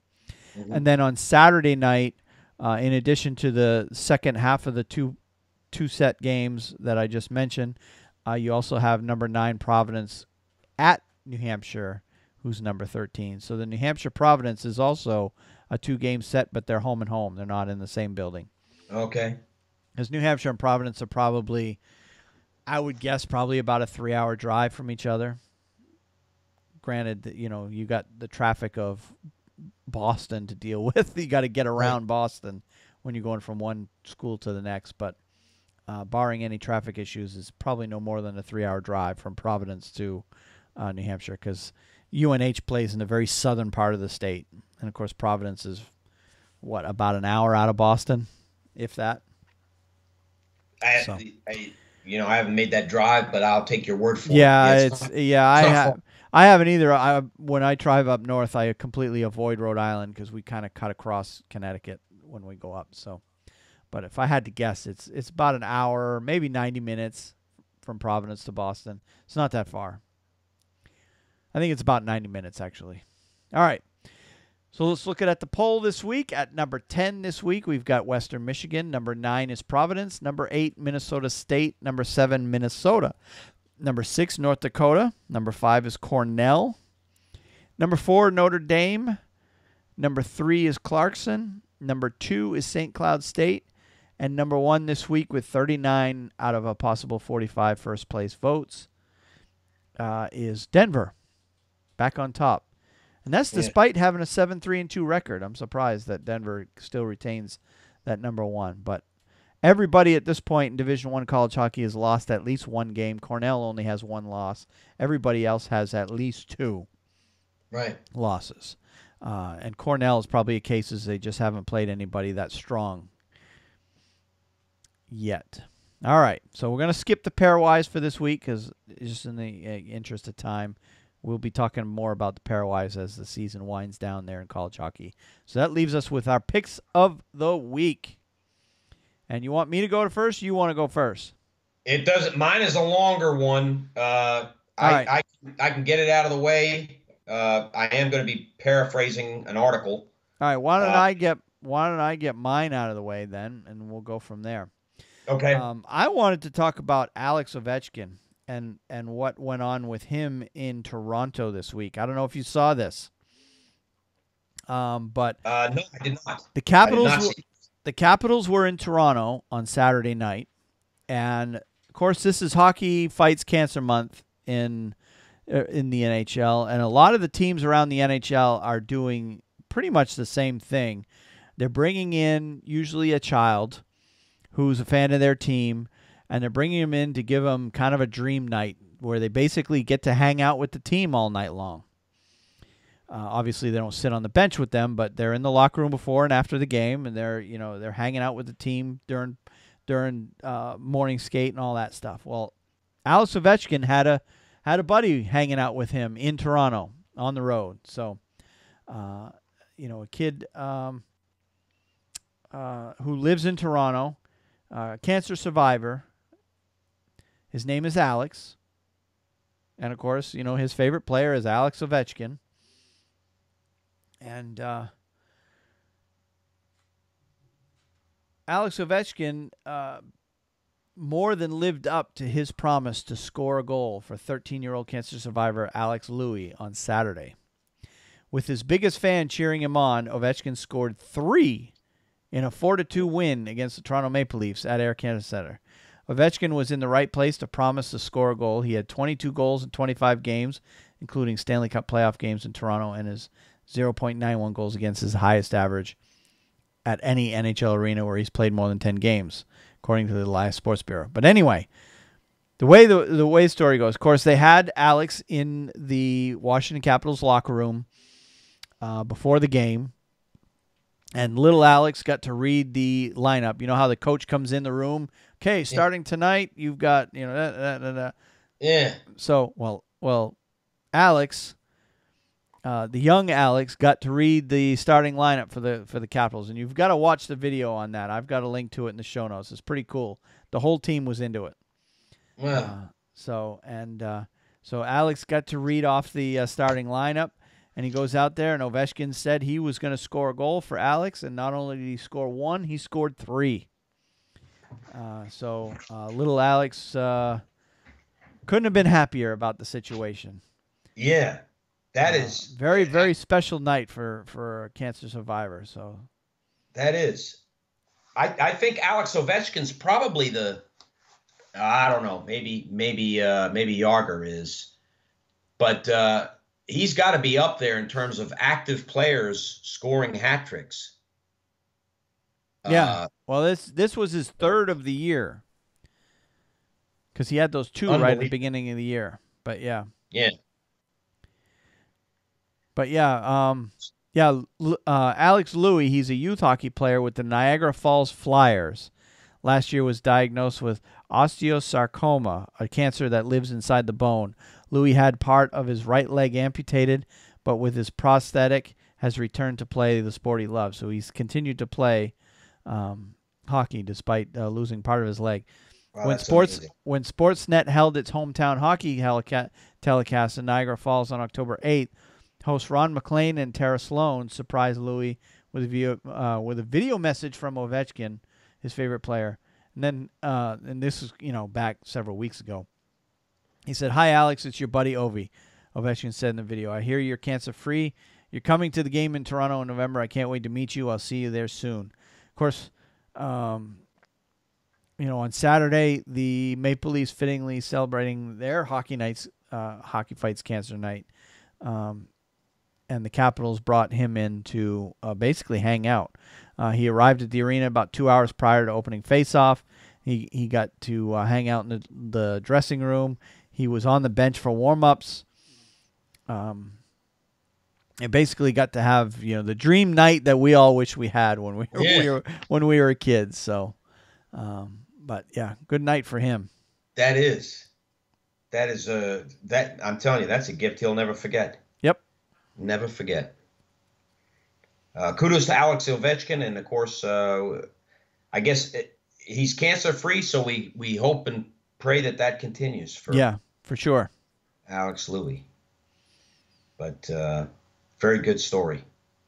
Let's see. Mine is a longer article, and I'm going to try to make it short, Wayne, because of the time constraints and everything. Yep. But in my recent article, in my recent magazine, I got the latest Hockey News magazine. I'm reading through it, looking through the articles and stuff, and I read this one here at the very end regarding Joe Sakic. And, you and I, we talked about the Matt Duchene trade. We talked about Matt Duchene being traded before this happened. Yep. In more than one podcast. Yeah, we knew it was going to happen. It's just a matter of when. We knew it was going to happen. We just didn't know when. But to look at it from the perspective of Joe Sakic, this article basically talks about this trade and what it meant to Joe Sakic and the Colorado Avalanche. It's written by Ken Campbell. It's the last word. It's called Touch 'Em All, Joe Sakic. The Avalanche general manager needed a home run deal for Duchene to save his team and his job. He found exactly that. In his first 3 seasons in the NHL, Joe Sakic was a combined minus 102. In his second season, he was minus 40, which is an incredibly difficult feat to accomplish, particularly when you score 102 points.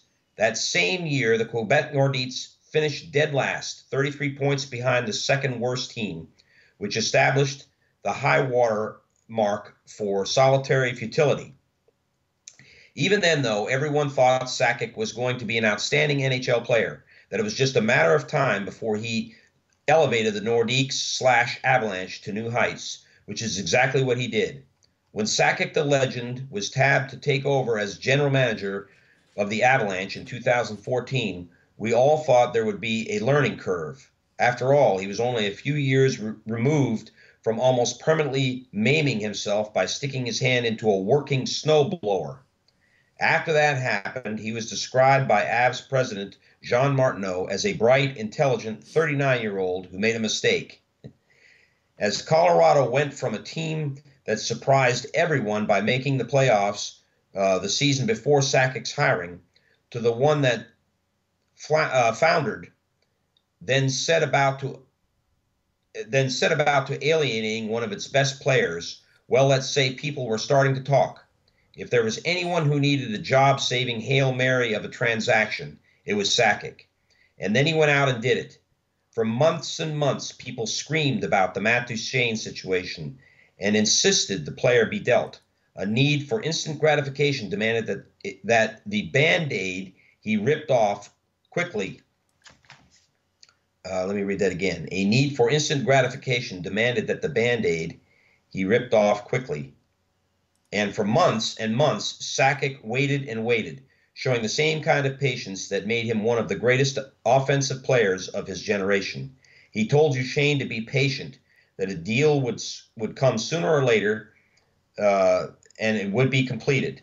And only when Sakic got the deal he wanted, one that netted him one player, 3 very good prospects, and 3 draft picks, did he make the move. And all for that one player. A player whom he had been backed into a corner to deal in a trade market that was limited. Not only did that move save Sakic's job, but November 5th, 2017 may go down as the day the Avalanche officially turned their fortunes around. Like the 1987 trade of Dale Hunter that landed the pick they used to select Sakic, the trade has the potential to be an enormous game changer for the Avs' long-term future. All of a sudden, things are becoming more crystallized in Denver, and if the subtraction of Duchene somehow facilitates a drop in the standings, that gives the Avs a better chance at top 2018 draft prospect Rasmus Dahlin, all the better. How does a future defense core, perhaps anchored by Eric Johnson, Dahlin, Cale Makar, and the newly acquired Samuel Girard sound? Not a bad place to start. And let's assume Shane Bowers, the Boston University center, who is a couple of years away, can make a contribution. A center ice trio of Nathan McKinnon, Tyson Jost, and Bowers looks pretty promising. And now, with 2 picks in each of the first 2 rounds of the 2018 draft, Sakic is in a position to make deals to move up in the draft. That, ladies and gentlemen, is some very good work. Until now, Sakic's record as a GM has been rather undistinguished, unless you consider getting a 7th-round pick in exchange for Freddie Hamilton, a deal of significance. There was a lot of those. He obviously didn't get nearly enough for Ryan O'Reilly and very nearly lost him to an offer sheet, although Sakic managed to steal Sven Andrighetto away from the Montreal Canadiens for Andreas Martinson. But for the most part, there were far too many Cody Corbett for Joe Canada deals, ones that are akin to arranging deck chairs on the Titanic. Yeah. Sakic desperately needed to hit a home run on this trade for his own job security and for the future of the Avalanche, and he put it into the parking lot. So perhaps just as it was with the player, Sakic simply needed some time to hit his stride and to start carrying this franchise. To be sure, Sakic will not be seen as a pushover in trade talks with other GMs. Anyone who can get 7 assets for a player who has never scored more than 30 goals, has played just 8 playoff games and never scored in any of them, and never finished in the top 3 in scoring for any major award is not to be trifled with. Sakic, the GM, has indeed arrived in a big way, more than 3 years after taking over the hockey department in Denver. The best thing about all this is that there is finally some hope in Colorado. Professional sports teams, even more than wins or losses, are in the business of selling hope. There was not a lot of that with Sakic at the helm for the better part of 3 years, but that all of that has changed now. So, a good article about Joe Sakic, and I guess some stuff that I didn't know about what he might be trying to do with the trades and picks that he's got. But Yep. It is a little bit early too. Yeah, We'll see how Colorado does. We talked about it when I said in podcast past that what a deal this was for Colorado. I mean, yeah, they're in the near term they're losing a good player in Matt Duchene, but the stuff he got in return was eye-popping for me anyway. Absolutely, and especially when you consider what he said there at the end. He's only played in 8 playoff games, never scored in any of them, never scored more than 30 goals in a year. This is not a – Matt Duchene, probably their best player, wasn't, an elite goal scorer, the likes of a Vladimir Tarasenko or and he's done nothing since he left. He literally had 0 goals, 0 assists since leaving Colorado. So all around, it's worked well for Joe Sakic to this point. So we'll see what happens. But it was a very interesting article. Yep. Yeah, very interesting. Okay, well, we've been yammering on here for 2+ hours, so we're going to go ahead and wrap it up this week. We got a lot to talk about, and I think we got through it all. And we did. We're not going to, go on too much further. Our next scheduled podcast is just a week away over on November. No, we're into December now. December what? December 7th would be the next one? That is the next one. Next Thursday night. Yeah. So, yeah, December 7th will be the next one. So, stay tuned. And we're going to go ahead and wrap it up. So, until next week, we will catch you then. Have a good night, Steve. Wayne. Yeah, you too. All right. Yeah, we had to wrap it up. It's getting late. Yeah, I was going in and out of fog there before I read that first article, but I was like, God, I was about to fall asleep. I was doing everything I could to try to stay awake there, but it's been a long week. We got a new guy that started this week. Oh, new guy? Yeah, we had a guy leave the day before Thanksgiving, so Ugh. We've been getting there early and trying to get stuff done, and it's been big orders this week too. And you guys are getting a huge order tomorrow. Are we? Oh, awesome. Yeah. Probably So, need it. I know our cooler is pretty light, so. Yeah. But other than that, I thought it went okay. Yep. I'll try and be a